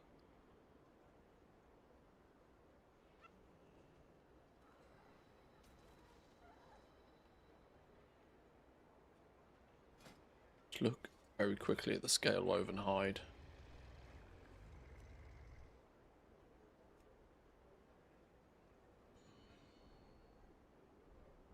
Oh, I need the bench for this, of course.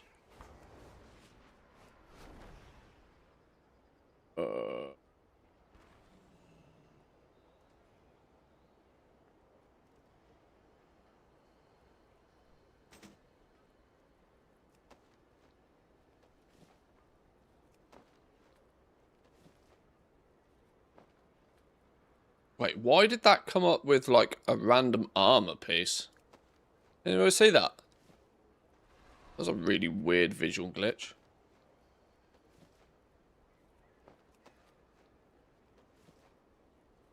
Five, 6, 7. One more. 8. Beautiful.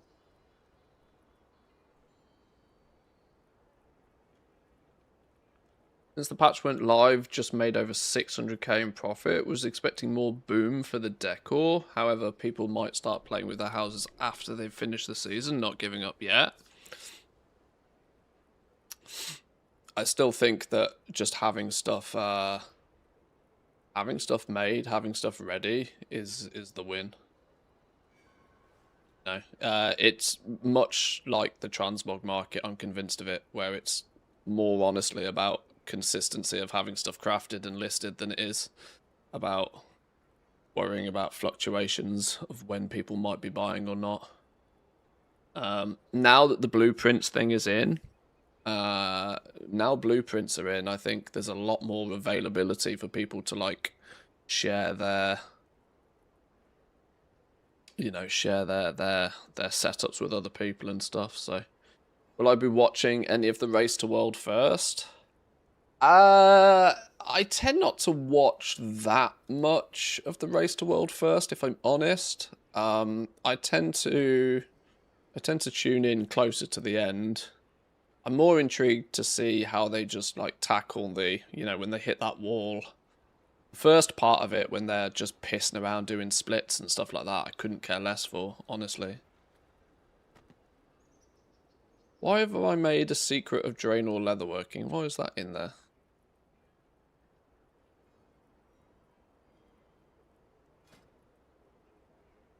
Oh my god, the performance issues in being caused by TSM at the moment are disgusting.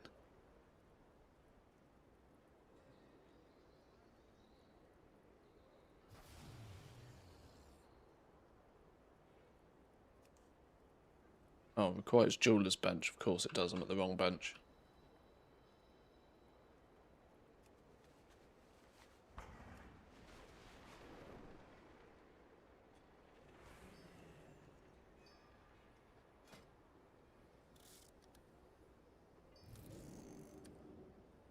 Who's going to win the Race to World first?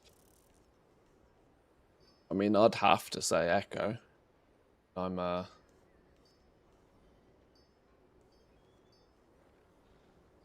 who knows? Right, craft away. Let's get them made.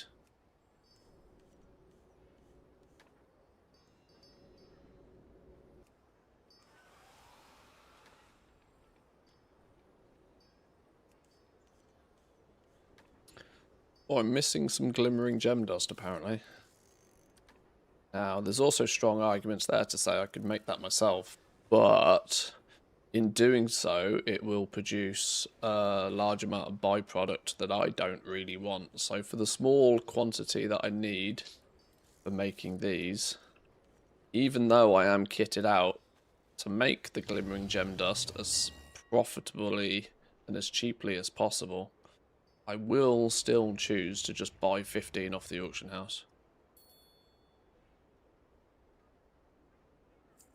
So that I don't have to deal with all of the... I'll give somebody a small slither of the profit in the name of simplicity.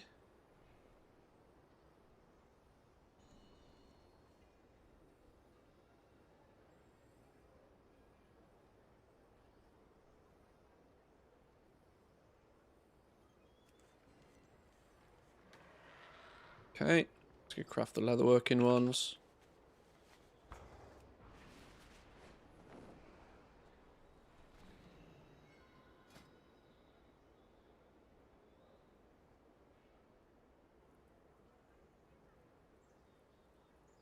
Voted Liquid just objectively, but I'd likely be watching Echo. Echo's production is just so well put together. I mean, I must admit that Echo, yeah, they are...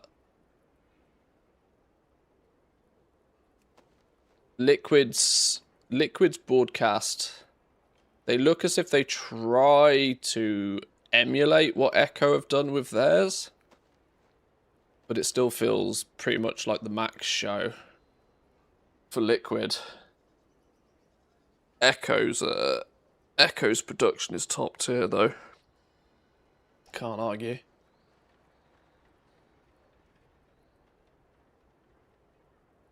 Oh, TSM, why does your add-on have to be so goddamn heavy? It's making my entire game lag the fuck out every time I press a button.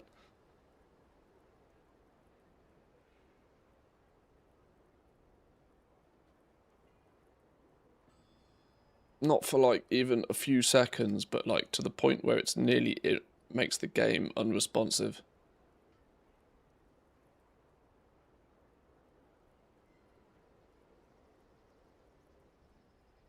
I see you've fallen for the Decor trap of this season as well. I think I made about 200k in the last few days just with some of the older stuff.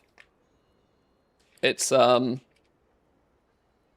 been saying it since before Midnight launched. With what I've seen, with everything else. Right, I'm actually just gonna have to fix this before my brain can focus on doing anything else. I think something is bugging the shit out hard to do a reload.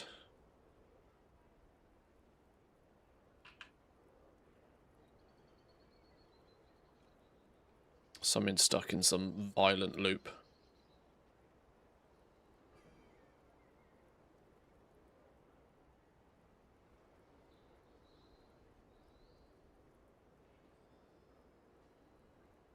Is the reload button?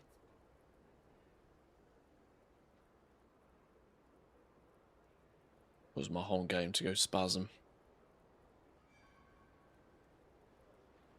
Yeah, I was saying that before Midnight even launched, the direction that I saw concentration going in, it was clear that Blizzard was trying to kibosh its value as hard as they could. With knowing that for the third expansion in a row, mass crafting not really changing, it would be single-digit margins at best very quickly. With Decor being the new kid on the block, I suspected from very early on that if you're consistent, you do an hour or two of lumbering here, there, or wherever you see fit, craft it into Decor, and be consistent about keeping it posted. There's good margin in everything that you do sell. Sure, you can choose to take less margin and try and you know, squeeze some faster sales out of it, but I'm not convinced that's the right way to do it. But those that are relatively consistent with picking up lumber, doing something with it and selling it will see really nice, steady, reliable stream of gold.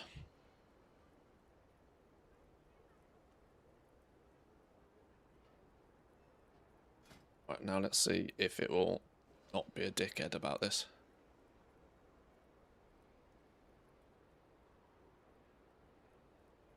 Don't even use concentration anymore, not worth it. I still see lots of people both suggesting it to others as something that they should be setting up, and I also still see a lot of people trying to wrestle some sort of margin out of it. I genuinely would not recommend anybody push to build a system right now. That said, there is always some value. There's always some value in just having more characters at max level. Most players out there, because what Blizzard has to do, and it has done this for quite some time now, is that they try to limit. There is often something that's very quick and bursty that can be done that produces a bunch of gold, but it's on like a weekly cooldown or something. Where having lots of characters just always naturally counteracts that limitation. Now people are not so much doing concentration because they've nuked that, but instead are using those same characters to do patron orders significantly more aggressively in a way more optimized way on a lot more characters. You know, the transition is happening from like one use of that alt army to another. So leveling up more characters, having more characters at or close to max level is always useful, but just their use is different over time.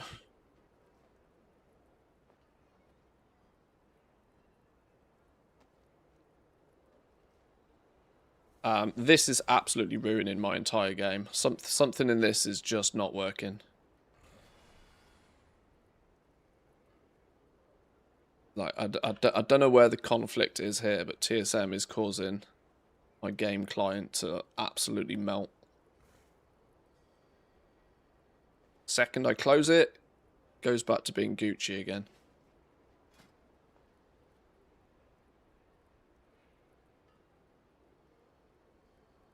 Oh, armies are getting nerfed, the casual players getting screwed more. Well, like I said, there's always some use for having lots of high-level characters. That use changes. It was concentration throughout the War Within, and people have wrestled with trying to keep it that way, because people will fight for a system until it is absolutely dead as a dodo. But my recommendation, since before Midnight even started, to be honest, was to maybe sack off concentration. People, like I said, people have switched more into using those own alts for patron orders instead, which it's not even doing the patron orders that makes the gold, really. It's stacking up the Moxie, and then you get that injection of a few thousand gold every time you buy a Moxie bag.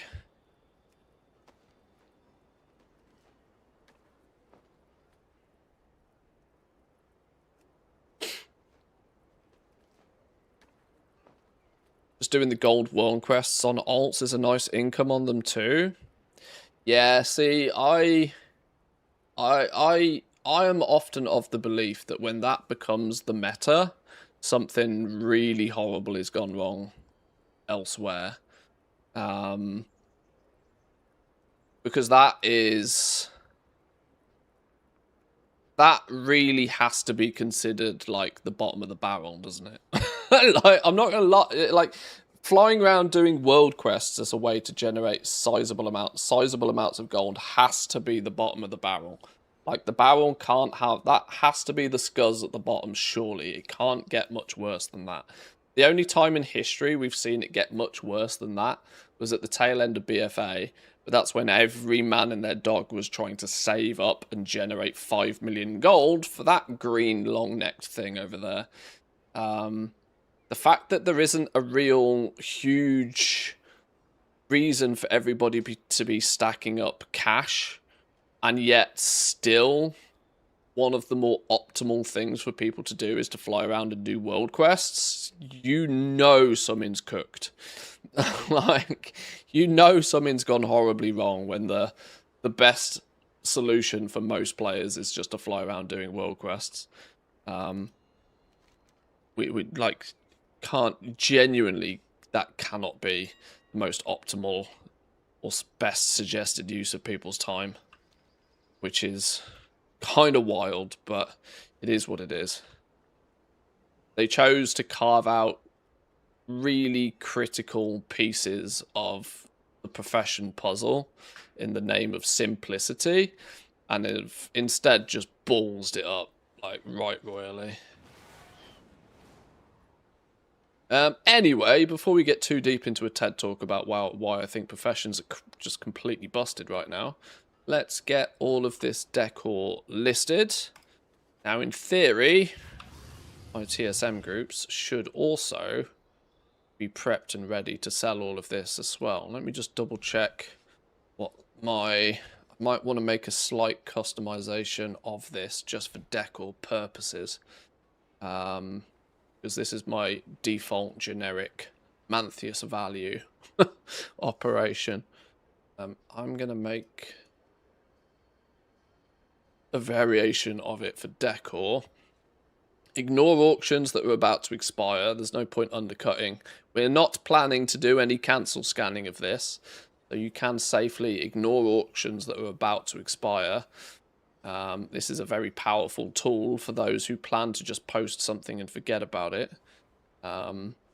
You're planning on leaving it there for 12 hours, 24 hours, 48 hours. Don't undercut the auction that's going to expire in 10 minutes. That's stupid talk. So that's still useful. We are going to be posting, for starters, I'm going to post my decor at 12 hours. We will switch that to 24, but only once I've got a good supply of it. But now I want to keep the limited amount of it that I've crafted up, and then I want it to come off so I can repost it again the next day, and I want the opportunity for it to not be there as well. We're going to post a maximum of 1 or more than 1 if the DB region sold per day allows for more than 1 to be a thing, but it will probably never be more than 1. I'm going to go lowest 35% of my M value. which is fine. That means we will be competitive on our price. Though for Decor right now, I think I'm going to up that. I think I'm not going to go below 75 for now, because I literally don't want to be giving it away. We don't want to be willing to take a bit of a discount on the item just to sell it until we've got plenty of stuff to sell. If it goes below our minimum, what are we doing? Posting at normal. Now our normal price is going to be astronomical. That is almost by design. Simply to provoke the opportunity for resets is the reason for that. If what's currently listed is far too cheap, we post it at an astronomically high price, meaning, let's say it was only 1 or 2 that was posted cheap. Somebody might come along and try and reset that market, buying out the cheap stuff, making it go away. One of my favorite tactics on the auction house is to provoke other people to do the resets. The best way to reset a market is to take 0 risk yourself. How do you do that? Well, you trick somebody else into doing the reset for you.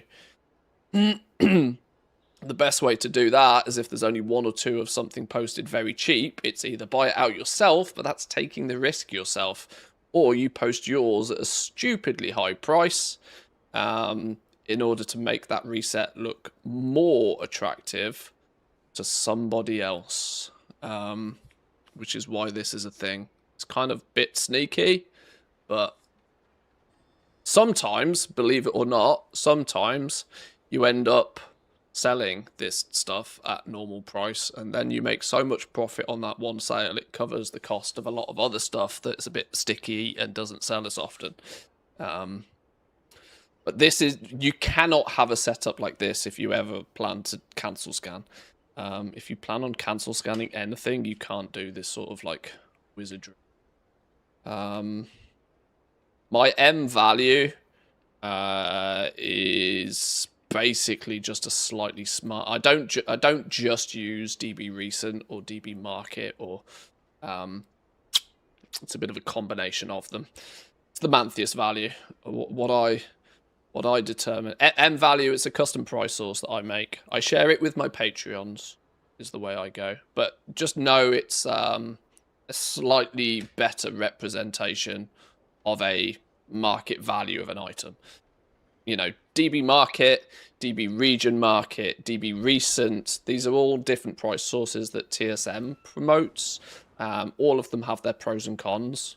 M value is just my amalgamation of what I believe to be a slightly more accurate one.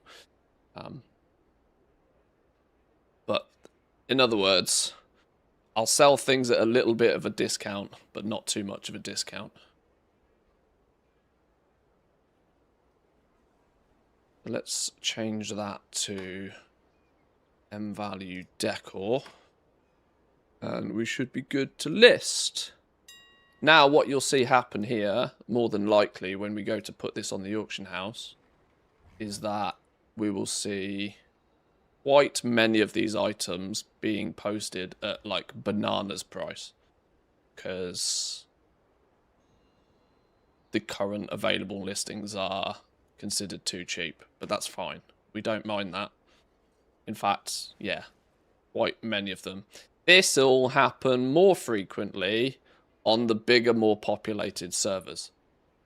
So at the moment, it's really only the plush Haranir leather pillow, the mounted Moby, brilliant Phoenix harp, and the Tenebrous Rendorai armillary, which we are being competitive on price.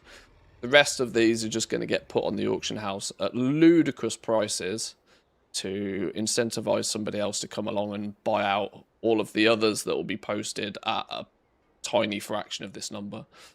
But I don't mind that at all. Not bothered. Playing on a really, really big server, you'll get this more. If you play on a smaller server, you'll probably be more competitive on more of these items. But I don't mind this at all.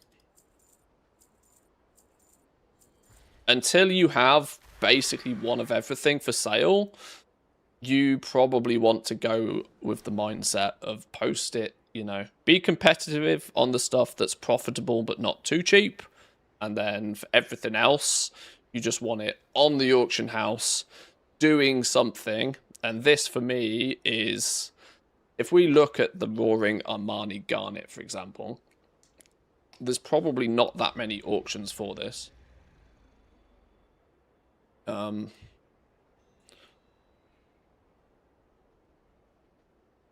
There's probably not many auctions for this at all.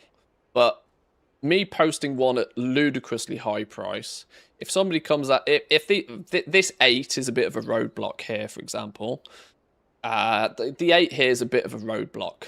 But if I was posting one that's ludicrously high price and this guy was the only other person posting 2 of theirs, like, somebody that's less educated in how the auction house works might come along and go, oh my god, there's a reset there, and they'll buy these 2 and they'll match my price. I have no intention of selling it at this price. But if somebody comes along and buys the cheap ones and makes them disappear, it's better for me long term. Somebody might go, this is a ludicrously high price, buy these 2 out and post them at like 50k. And then all of a sudden I'll be like, I'll be willing to play game and when it's 50k, right? It's a way of, you know, making the current auction house stock look more attractive to other people so you don't have to do the reset yourself. These are all shenanigans that in the real world you can't get away with doing this. This is the market manipulation that the real world doesn't let you do. But in a video game, you can use these sort of like semi-underhand tactics to your advantage. Just because you can. Right. Let's jump on to the next tune and see what recipes we have. Fix the next couple of professions.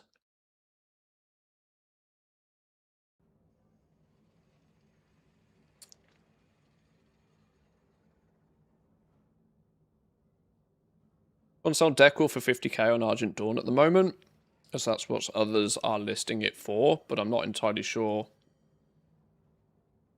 if a TBC item will sell at that. It costs 15k to make.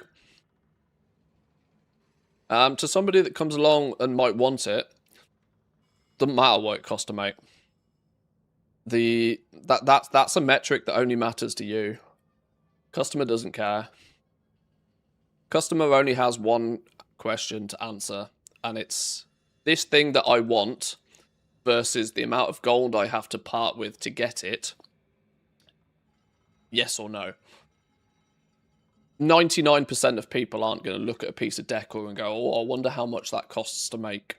Nah, people don't care.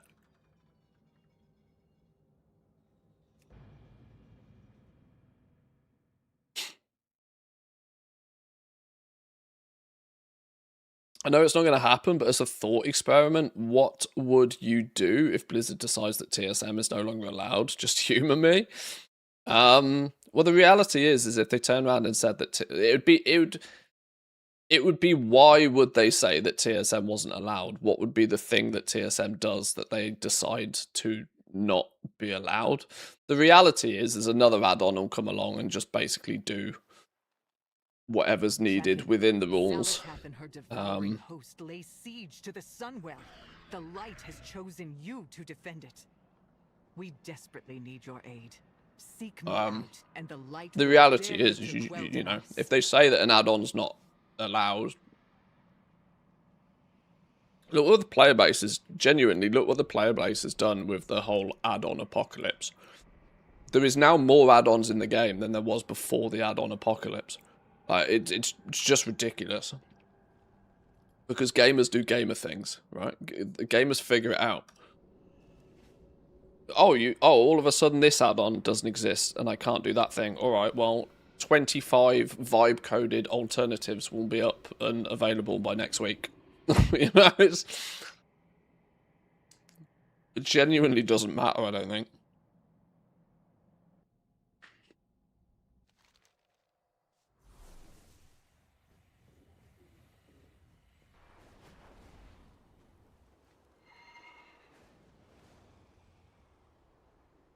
I'm guessing it will take a while to sell at that price, though. I genuinely, honestly believe that most people would do better off to not worry about 99% of that. Over the 20 years of playing this game and 20 years of like posting stuff on the auction house, I have sold all sorts of what most people would consider absolute rubbish, but absolutely ludicrous prices. The transmog market basically epitomizes this. So the fact that somebody will buy a 14 pixel pair of pants from TBC for hundreds of thousands of gold is mental. But it happens. Like, most people shoot themselves in the foot by believing that something won't happen without trying to do it. Put stuff on the auction house.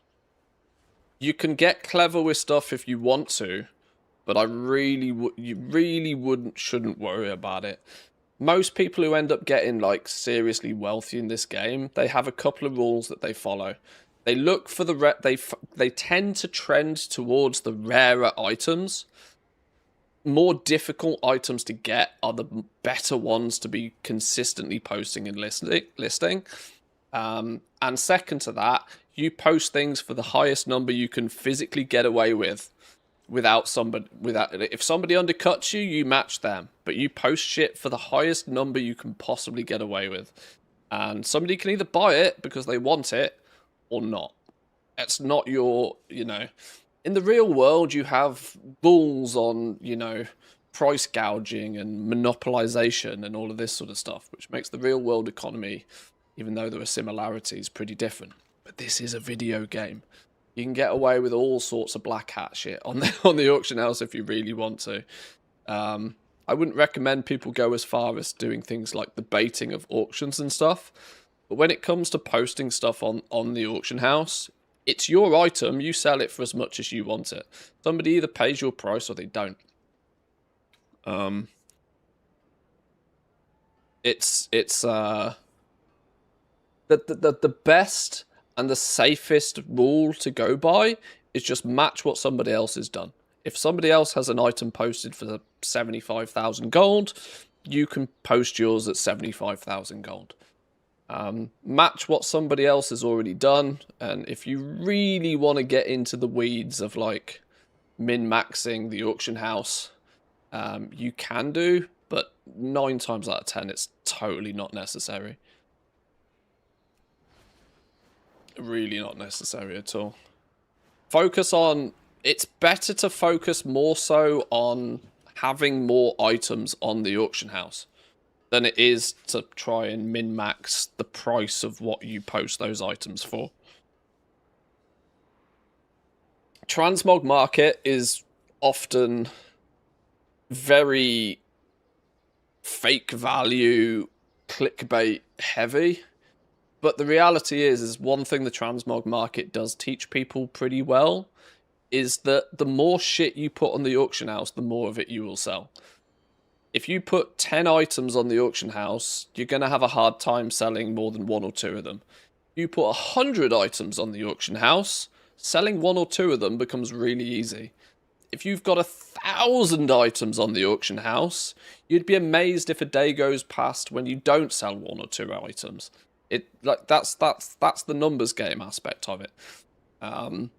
You just need that, you should start off by building a big inventory, and when you've got more inventory than you're comfortable handling, if you're posting more than 1,000 items on a single realm, that starts to be quite hard work and quite annoying. Then you might want to start like filtering it down a little bit and focusing on, maybe optimizing the price on some of it to shift it a bit faster, or not listing some things at all because you've listed them 50 times and they haven't sold. You filter that list, but you need a big stock of stuff first. And that goes with pretty much any market that you sell in. Decor, like decor, crafted items, transmog markets, rare items, patterns, pets, mounts, toys, the whole lot. Before you've got like 250, 300, 400 items on the auction house, just post at whatever else anybody's listed it for and don't worry about it. You'll learn enough by the time it gets you to that point where you'll start figuring out trying to optimize the prices and stuff a little bit if you need to. But most people tend not to even get to that point.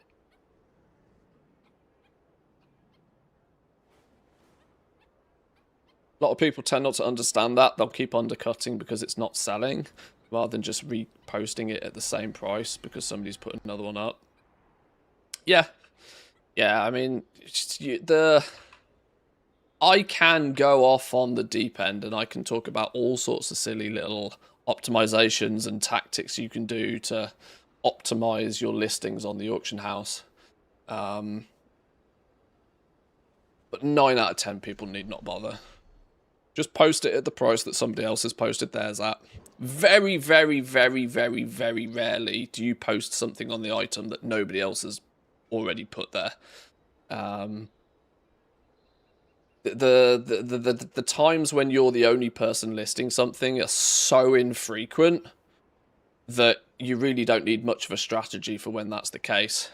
The only thing I tell people is if you are the first person to post something, this sometimes happens on like, patch days and expansion launches and stuff, that you might get the first recipe on your realm. The only real tactic there is pick a big number and then double it, because there will always be somebody out there that'll be willing to pay way more than you think any item in the game is worth. Pick a big number and double it. I've seen recipes for day one recipes sell for like millions, literally millions of gold, which will then be 10,000 gold a piece like 2 weeks later. It definitely happens. Right, TED Talk's over. Let's check Decor groups for blacksmithing and see if there is any other items we need to go get. And if so, where do we get them from? So let's find our decor groups for blacksmithing, see what's in our groups, and see what we're missing. I'm missing 3 pieces of decor. That's presumably the 3 new pieces that turned up this patch. Does that mean I have... Where's the decor gone? 1, 2, 3, 4, 5. 1, 2, 3, 4, 5. Okay, I've got all of the 12.0 blacksmithing recipes. Where do we get these from?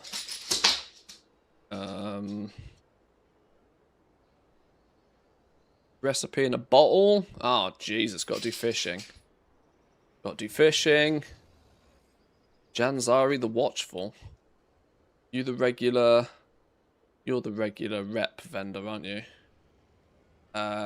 Do we think that TSM has seen these 3 items? Well, it's seen them all already. Which means that the recipes are also available.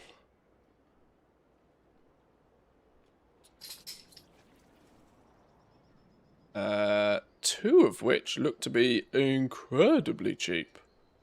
Spear in the rack, 500-600 gold a piece. If they're that cheap, I ain't gonna bother trying to get them. I'm just gonna buy them. Then the workbench is 150 Moxie from Reputation, which I must absolutely definitely have because other people have definitely got it. So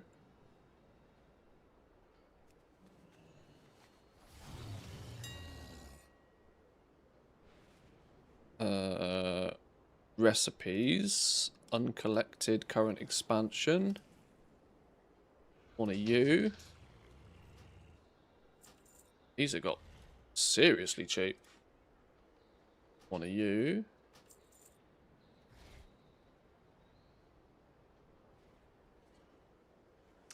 We'll get to enchanting in a minute.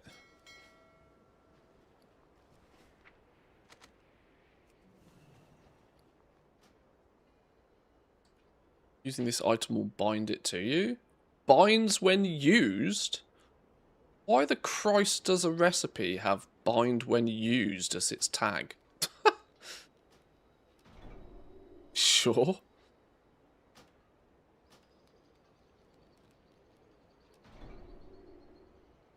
Absolute chronic level vibe coding going on at Blizz right now.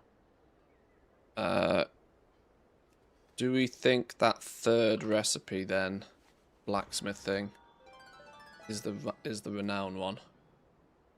Got to be the renowned one, right? Let me sanity check enchanting, and then if we need to go collect recipes, we'll go collect recipes.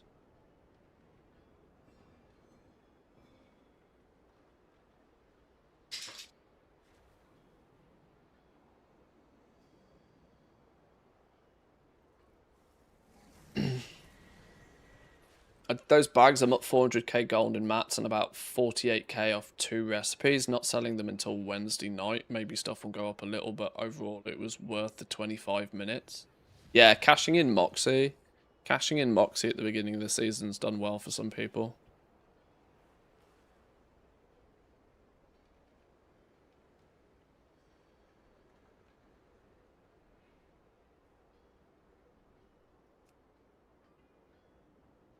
Decor. 1, 2, 3, 4, 5, 6. We've already got 7 of the decor recipes. What's in our groups?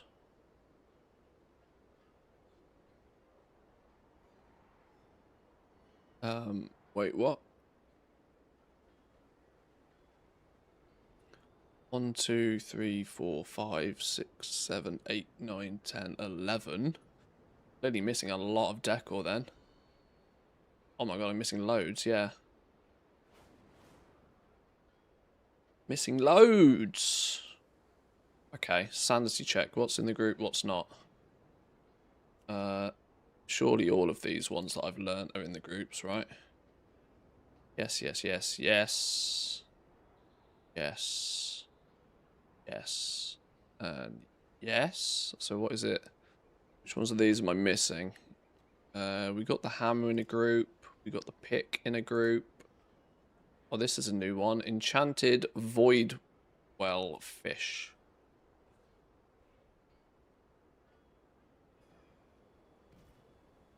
Enchanted void well fish. Bind to warband. How do we get this then? Oh, okay. We can just buy that one. That's easy enough. Urus Tiki Mask. This is a new one.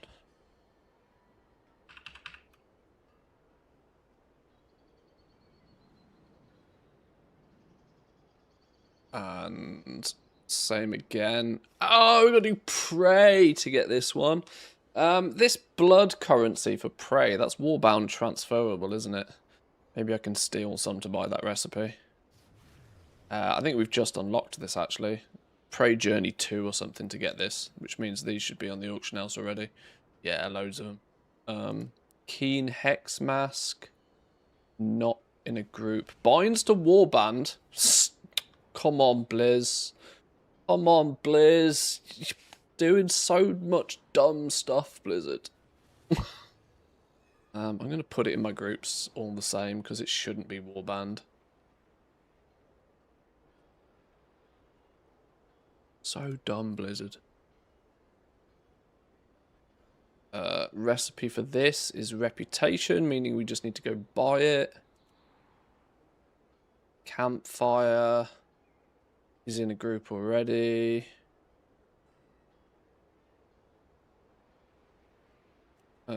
And self-pouring summon or other is in a group already. It's just an old one that I haven't bothered to get yet. Okay. That should be all of them then. 1, 2, 3, 4, 5, 6, 7. Unlearnt. 8, 9, 10, 11, 12, 13, 14 enchanting recipes. 1, 2, 3, 4, 5, 6, 7, 8, 9, 10, 11, 12, 13, 14. Numbers are numbering. Good. Let's go get the new rep ones, because they're new. Everybody likes new. Steel 500 Bray blood for this one. Is that warband transferable? Oh wait, is it not? This stuff. Yeah, it's beautiful. Give me all of it.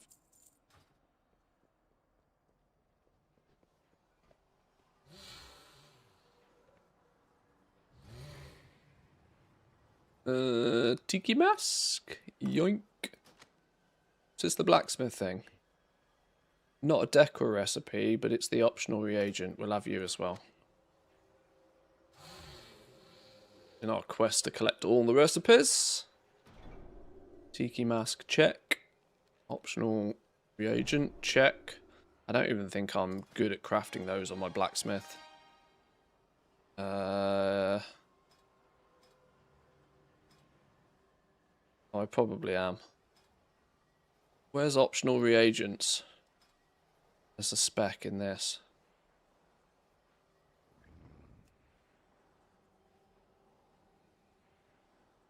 Is it going to be classed as a... What's it going to be classed as? Is it classed under stonework?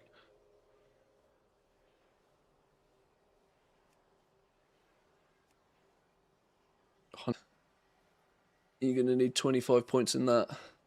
Well, not today then. Let's go buy the recipe from the quick way to get to the Isle via your house.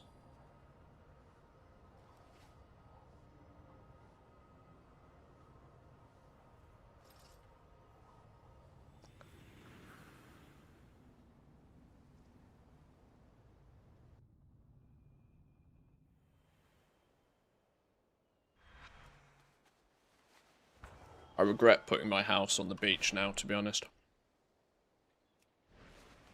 I might, steal this spot.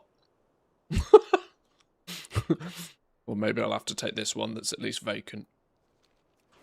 Booting somebody out of their house feels a bit mean.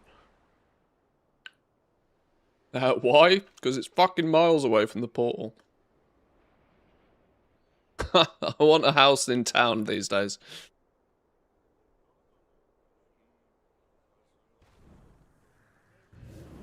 I want a house in town. I'm a city lad at heart, clearly.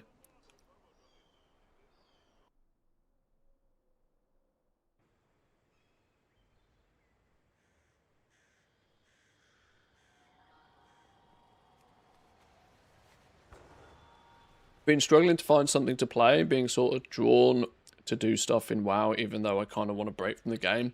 Then take a break from the game. 100%. When the fun stops, stop. Absolutely. I desperately try and preach this to people, even though I'm clearly not the best at it myself. But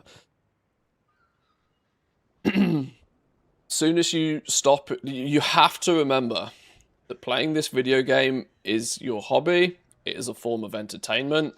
And if you are not having fun, do not do it. There is obviously some slight, occasional, you can bend that rule if doing something allows you to do something else that you do enjoy and have fun with. If you greatly enjoy raiding with your guild mates or doing Mythic Plus with a bunch of mates on Discord, and a few days of rep grind in order to go and do the fun stuff, you can kind of justify. But if you're just on the treadmill of just like grinding shit for the sake of grinding it, put it down. Literally open Steam and pick any other game. Or sure.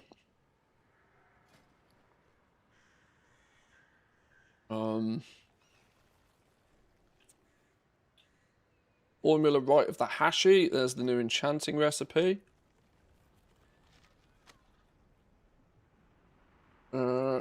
Where's the blacksmithing one? I swear we're here for a blacksmithing something. Keen Hex Mask.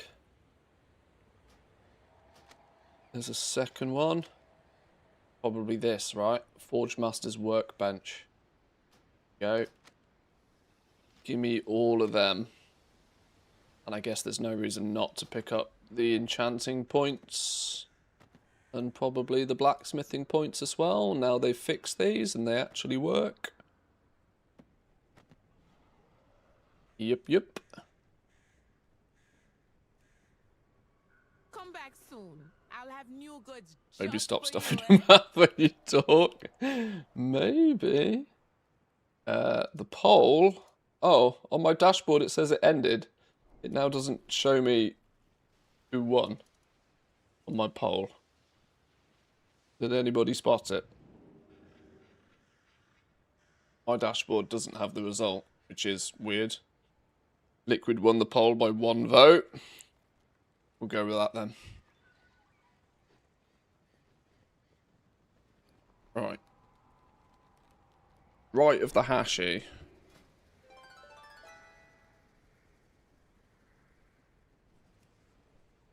What even is that? Weapon enchant? Is this the new weapon enchant?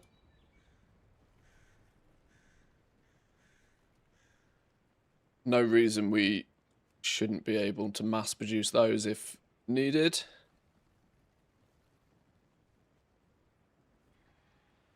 We've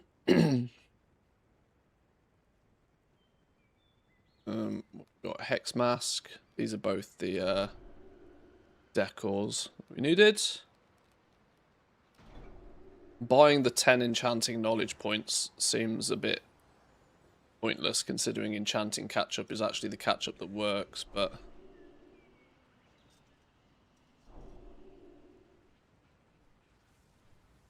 the reason I want to break from WoW is my guild died and the people that still play scattered to different places, so the social aspect I enjoyed disappeared. I enjoy playing alts, collecting stuff, but losing the social aspect hurt more than expected, and having played with those people for so long, I can't just jump into a new guild and replace what I previously had, if that makes sense. No, total sense. Total sense.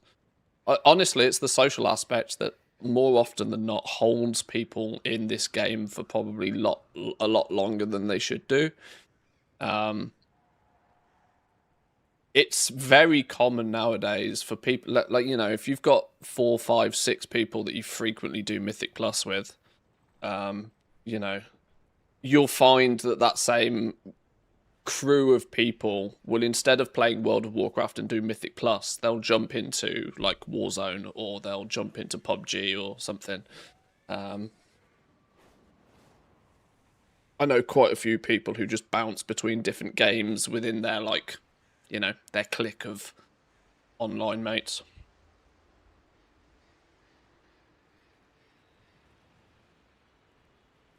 This is why you're seeing more and more guilds with multiple teams.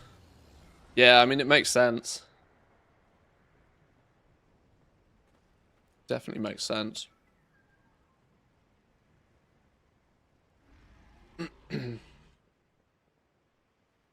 While I'm here, let's double check I've used me books for the week.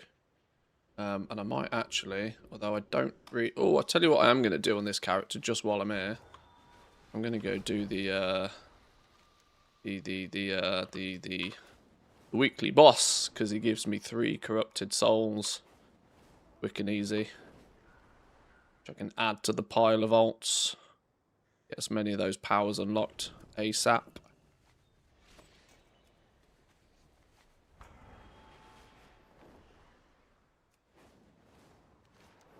I know I'm not sort of too hyper-focused on the Decor stuff, which the title of the stream focuses on today, but we're kind of like interweaving that into other stuff. Collecting the new recipes, includes the new Decor stuff, bit of crafting, bit of TSM, you know. Bit of variety. World.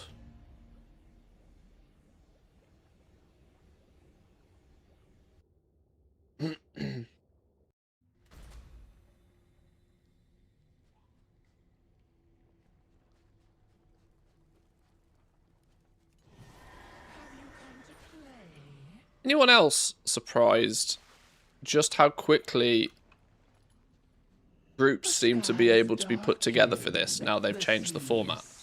Almost as if the old group finder system was like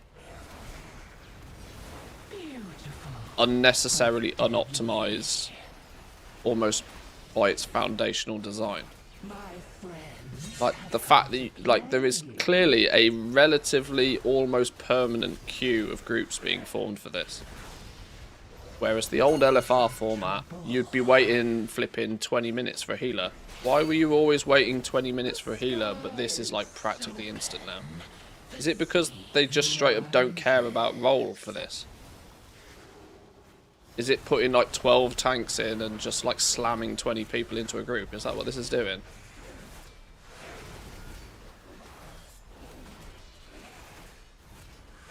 There's definitely an odd number going on here, and I can see literally one healer. So I'm guessing the group composition is a little bit more... They just don't care.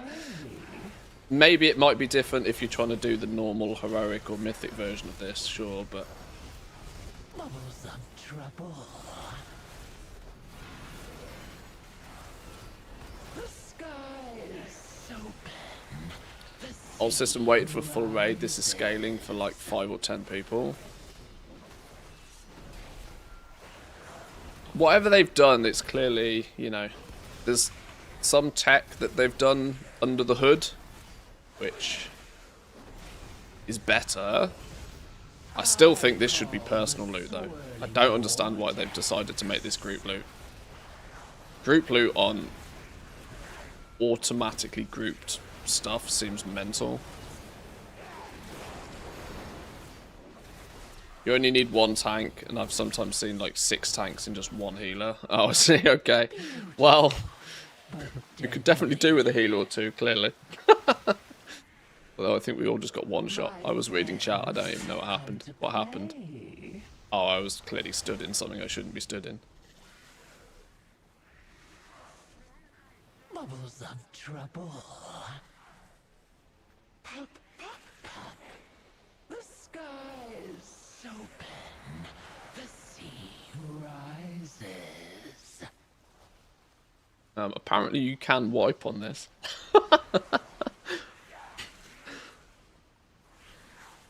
Who knew?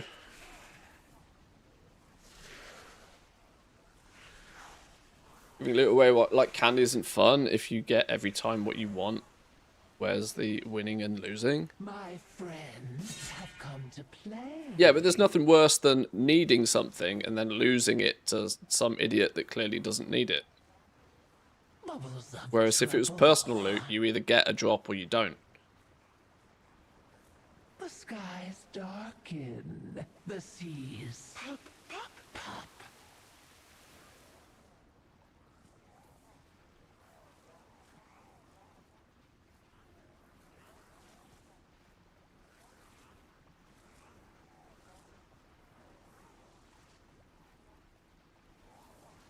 I call the That whole swirling do you need kind of aspect of it is what is just a bit of a feels bad. The seas can play. When you know, when you join into a group automatically and it's pre-formed and you could not care less about the other however many people in the group, losing something that you want to some random dickhead you don't care about automatically feels bad. Whereas if, you know, when it's personal loot, you know that you're not guaranteed to get the thing, but if you get the thing, you get the thing, and it's a nice, oh, I got a piece of loot, you know. Oh, I got the recipe that I've been farming for 12 weeks. Not, oh, the recipe's dropped again. Oh, and I've lost it for the 14th week in a row because of a bad roll. The psychology, practically it's the same, yes, but psychologically it's quite different.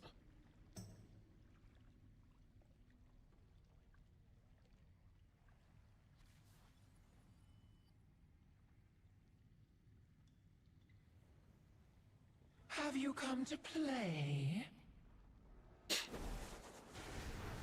rather do it in a guild that uses raid council. Most of that time it's more fair. Oh, I mean, yeah, I 100% agree. Like, given the choice or option, you should always do group content with people you know, given the choice. Why do you think streamers often, like, you know, hard farm their viewers for that exact reason?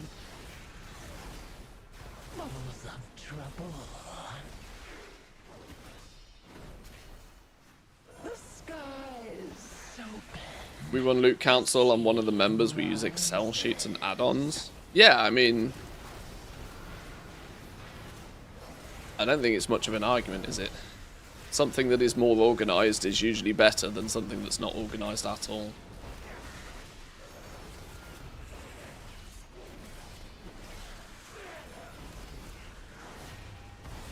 Extreme couponing. My friends have come to play. GG.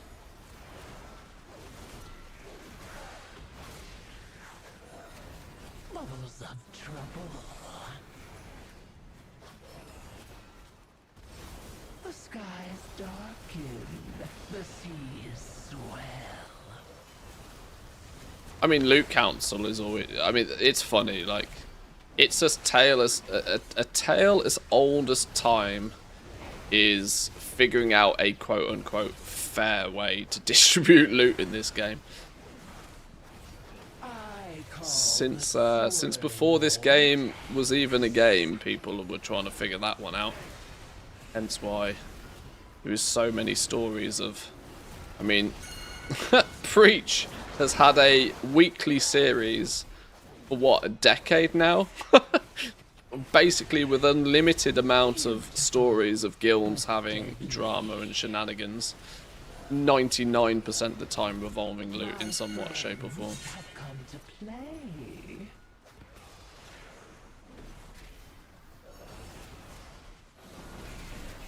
Bubbles of trouble.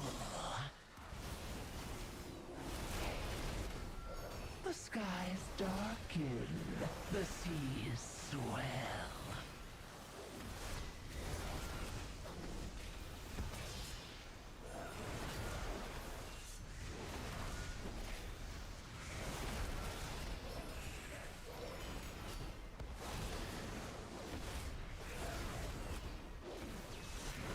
This is the wrong end of the week to be doing this as well, to be fair. I'm also in a group, mostly with other people very similar to myself, which are clearly alts that are just doing it for, like, early gearing. Bubbles of trouble. There only looks to be, like, maybe 3 mains in this group. The skies open, the sea rises.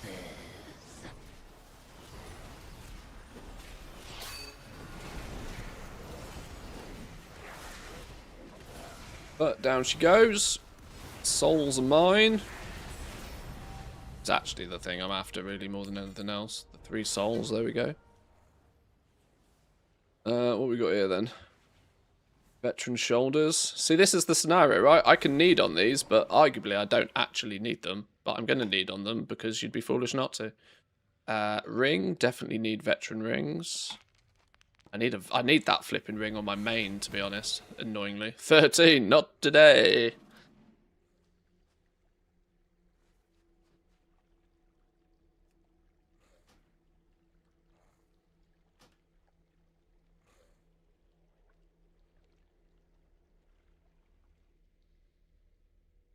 I'll never play in a guild with a council loot either. Either some DKP system or just auctions for gold.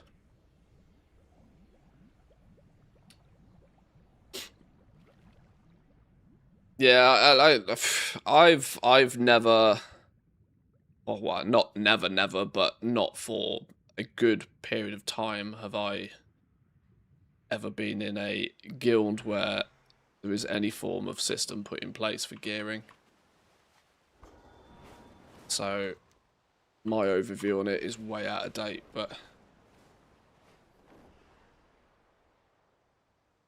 wherever there is a system, there is a way to game the system. That's the way I view it. So, like, you care that badly, make sure you're the one that has some control over the system. Basically.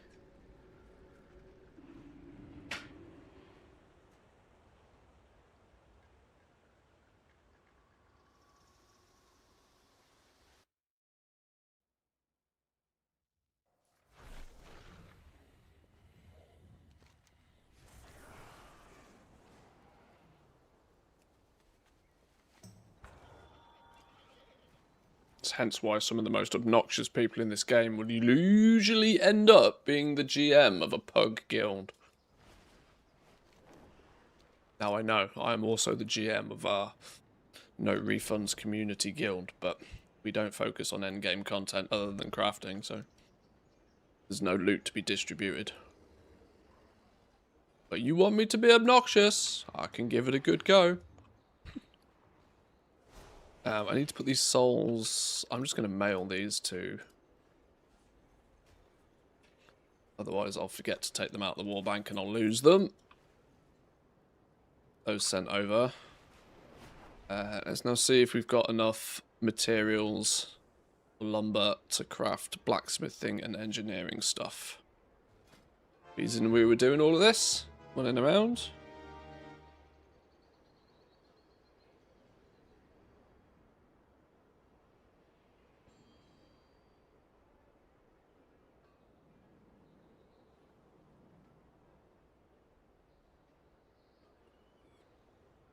TSM a second to sort its shit.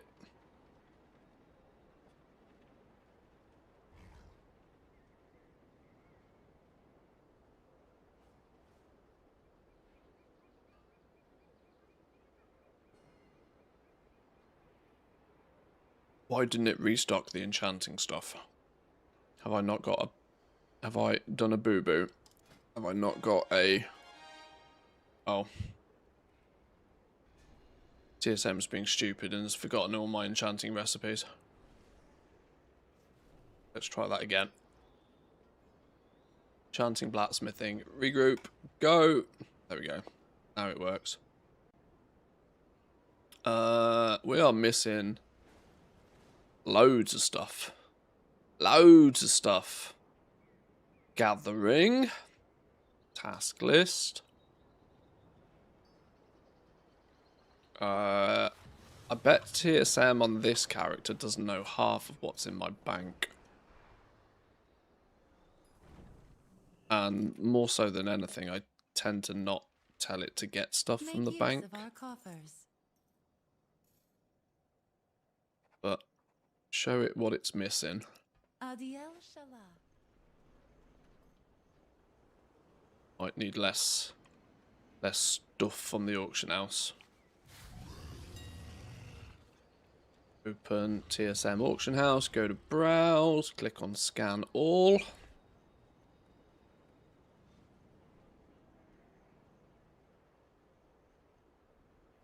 Sterling alloys 32, yoink. Gloaming alloys 33, yoink. Dust 217 dust. Well, good thing it's only a gold a piece. Venom clots. Ha! Somebody being cheeky. I think I got all 6 of them for 1 gold then. Lol. Dawn crystals. 10. 110 copper ingots. Oh, I've got loads of high quality ones. I haven't got many normal quality ones. Now I do. And 8 of these new cursed boys. Yoink. That should be everything. Ha! I did get those neutralized venom clots for like 1 gold. Stupid betas. Mechanica is still 25k over on NA. Both Lamented Crusader pieces from Return to Nax and Mechanica, even an entire expansion or 2 even, past their original implementation, are still worth doing. Those people who are, you know, on those farms have really had no reason to ever stop.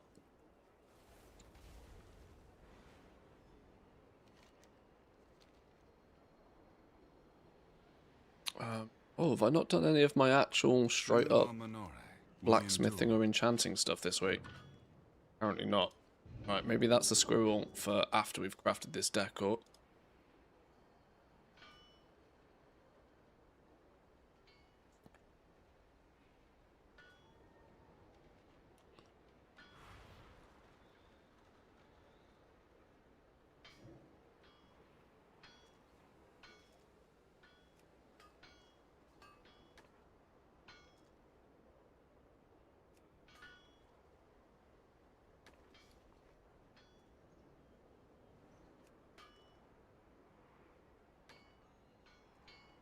Close the task list because for some reason that causes humongous amounts of lag.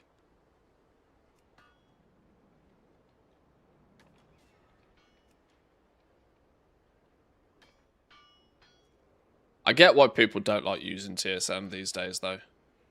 It really is starting to feel very rickety and out of date. Not denying it still can do some clever shit, and it's still arguably the best at doing a lot of the stuff it does do, but oh my god, the performance issues with it are just disgusting. Can't be doing with 3 seconds of lag every time I press a button in an add-on. It's clearly going to cause people to Alt F4 out of it real fast.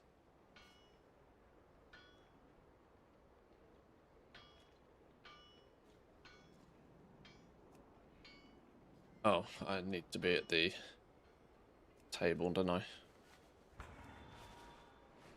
This is going to be the most frustrating thing about Decor next expansion, is that if you can wish to continue to craft the flipping midnight stuff, you're going to need to come back to a midnight table to do it all the time. No, don't steal all of my dust right now. I've just bought a bunch of that. I need that. Please hold. Opted out of TSM a long time ago.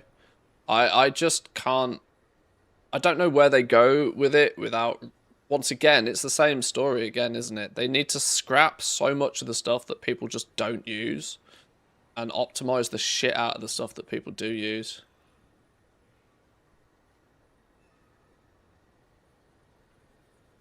Why didn't you complain loudly about how long it takes to get to the coiled isle? Hop into your neighborhood. It's 2 portals instead of 1. But if you live somewhere close to the center of your neighborhood, the portal's there. And also next week you'll get a portal because of Prey. It's just a bit weird this week that a 7-minute flight path is the quickest way to get there, which is a bit gross.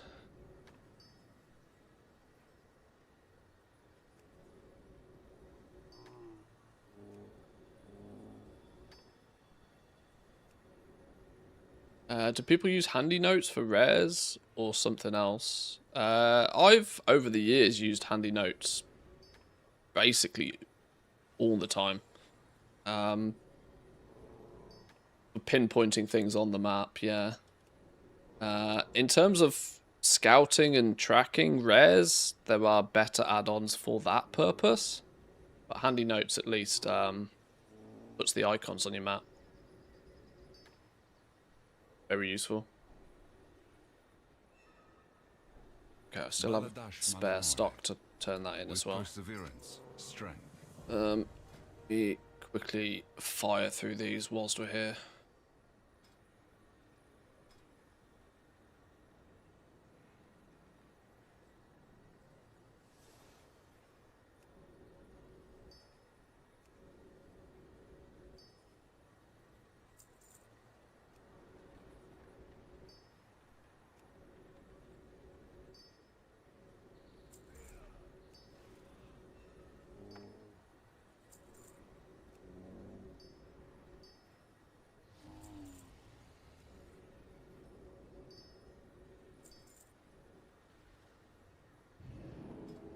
Do I have a fuckload of Moxie left on this character? Some. 2,400? Is that exactly 6 bags? It's exactly 6 bags, isn't it?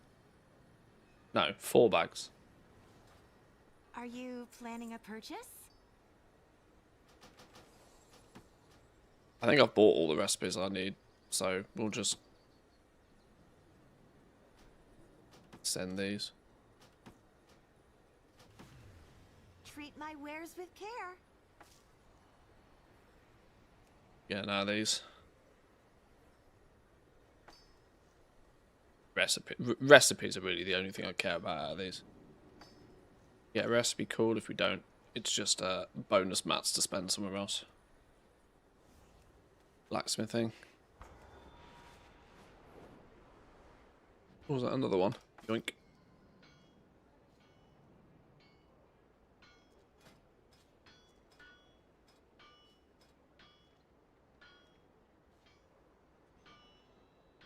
I don't want to do some of those. They're too expensive. I'm missing some materials. Don't move, don't move, don't move, don't move, don't move, don't move, don't move, don't move, don't move, don't move.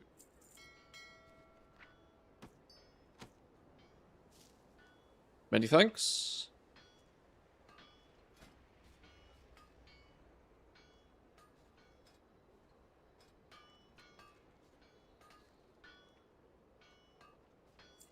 You can use handy notes, but also rare scanner. Yeah, that's a good combo. Definitely. Captain Caps Lock.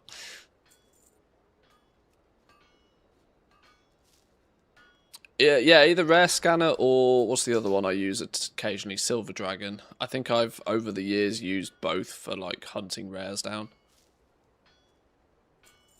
Session profit, 153,000 gold of profit apparently.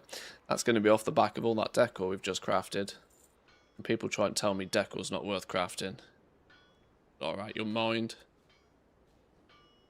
Don't move, don't move, don't move, don't move. Yoink.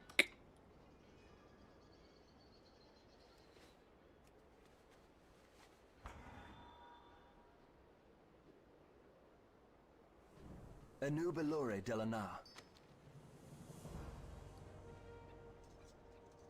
Alright, let's be careful I don't accidentally learn all of this decor now. That's always the risk with just having it floating in your bags. One stray misclick and you've learned something you really didn't care to learn.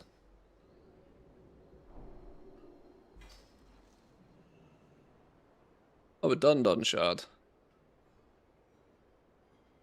I tell you what I do still have. I kind of need to go and do... a tier 8 delve. Get my piece of hero gear for the week. Loot Fever was saving all of theirs for the reason of getting better crests from them next week, but I guess it's not going anywhere, is it? Right, let me send this decor where it needs to go.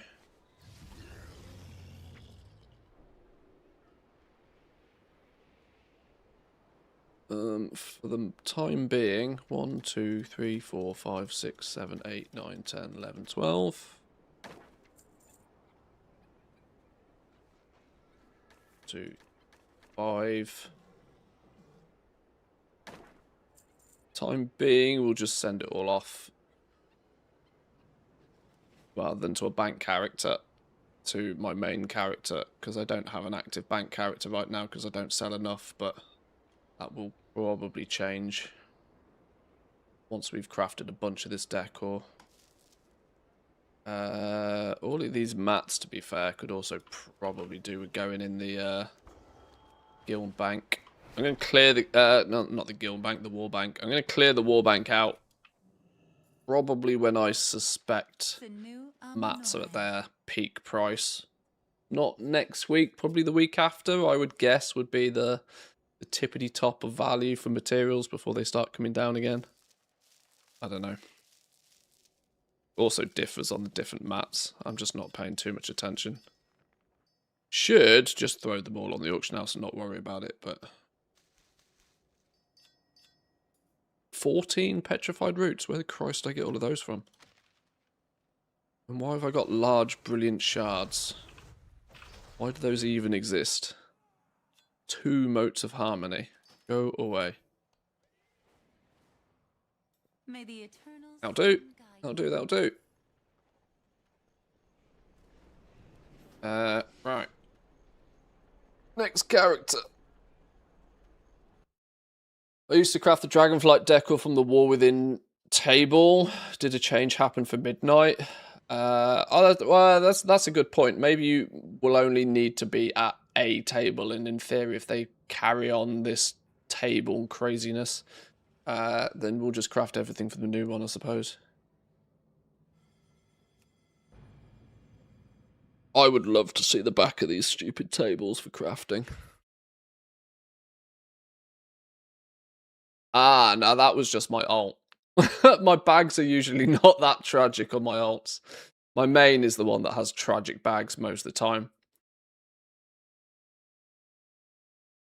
My alts usually run around with relatively tiny bags. That's mostly because they don't play the game.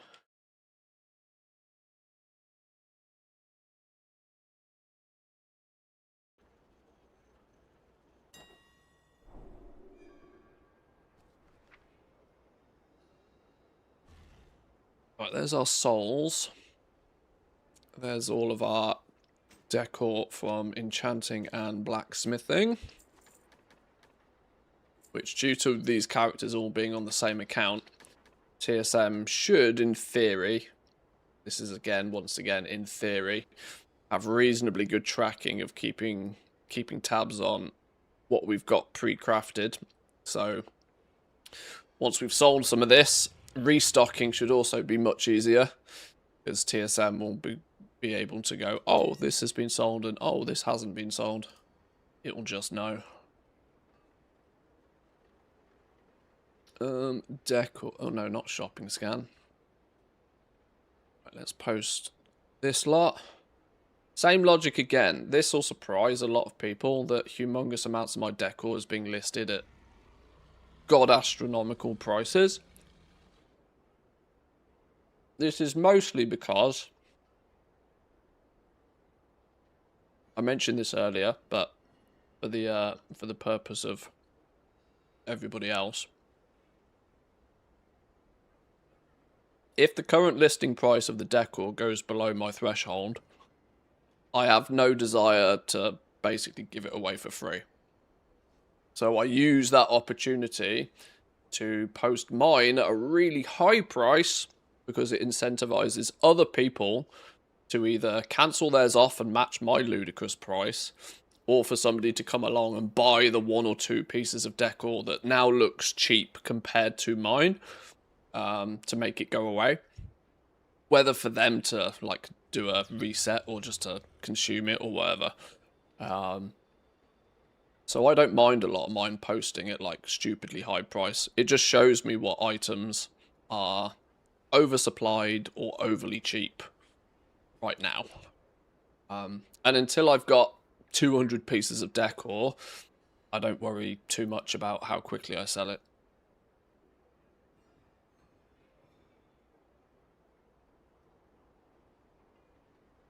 Jack, I'm going to eat my cookies, man. I need my cookies.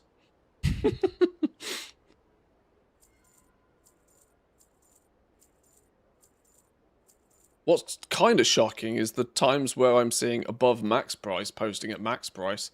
That's something I tend not to expect to see. But that's an odd one.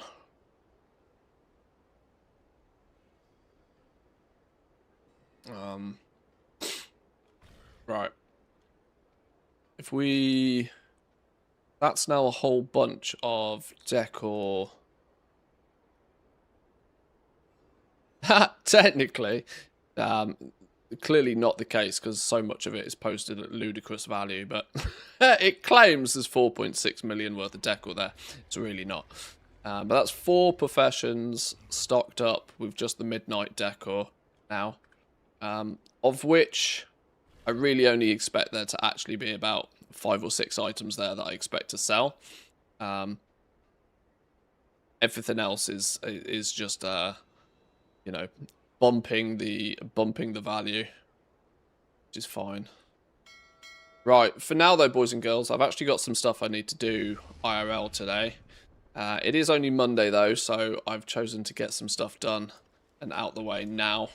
Gives us a little bit more time later on in the week. So I am going to love you and leave you for today. We've had a couple of raids today, which has been very much appreciated. And also, by the looks of things, quite many of you have stuck around, which is cool to see. I appreciate it. Thank you very much. We will be back tomorrow.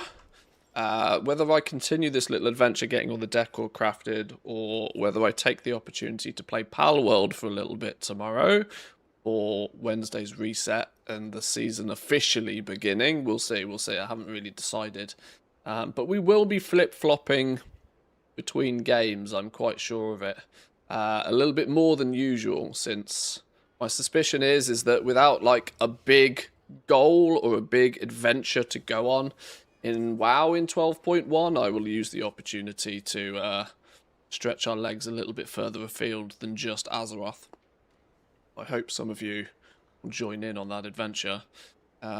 Is there anybody online right now? I feel as if I should send you off to somebody, but I know very few people who are online currently. And I'm not usually a fan of picking a random. So I think I will send you all to the Mantheus 24/7 channel.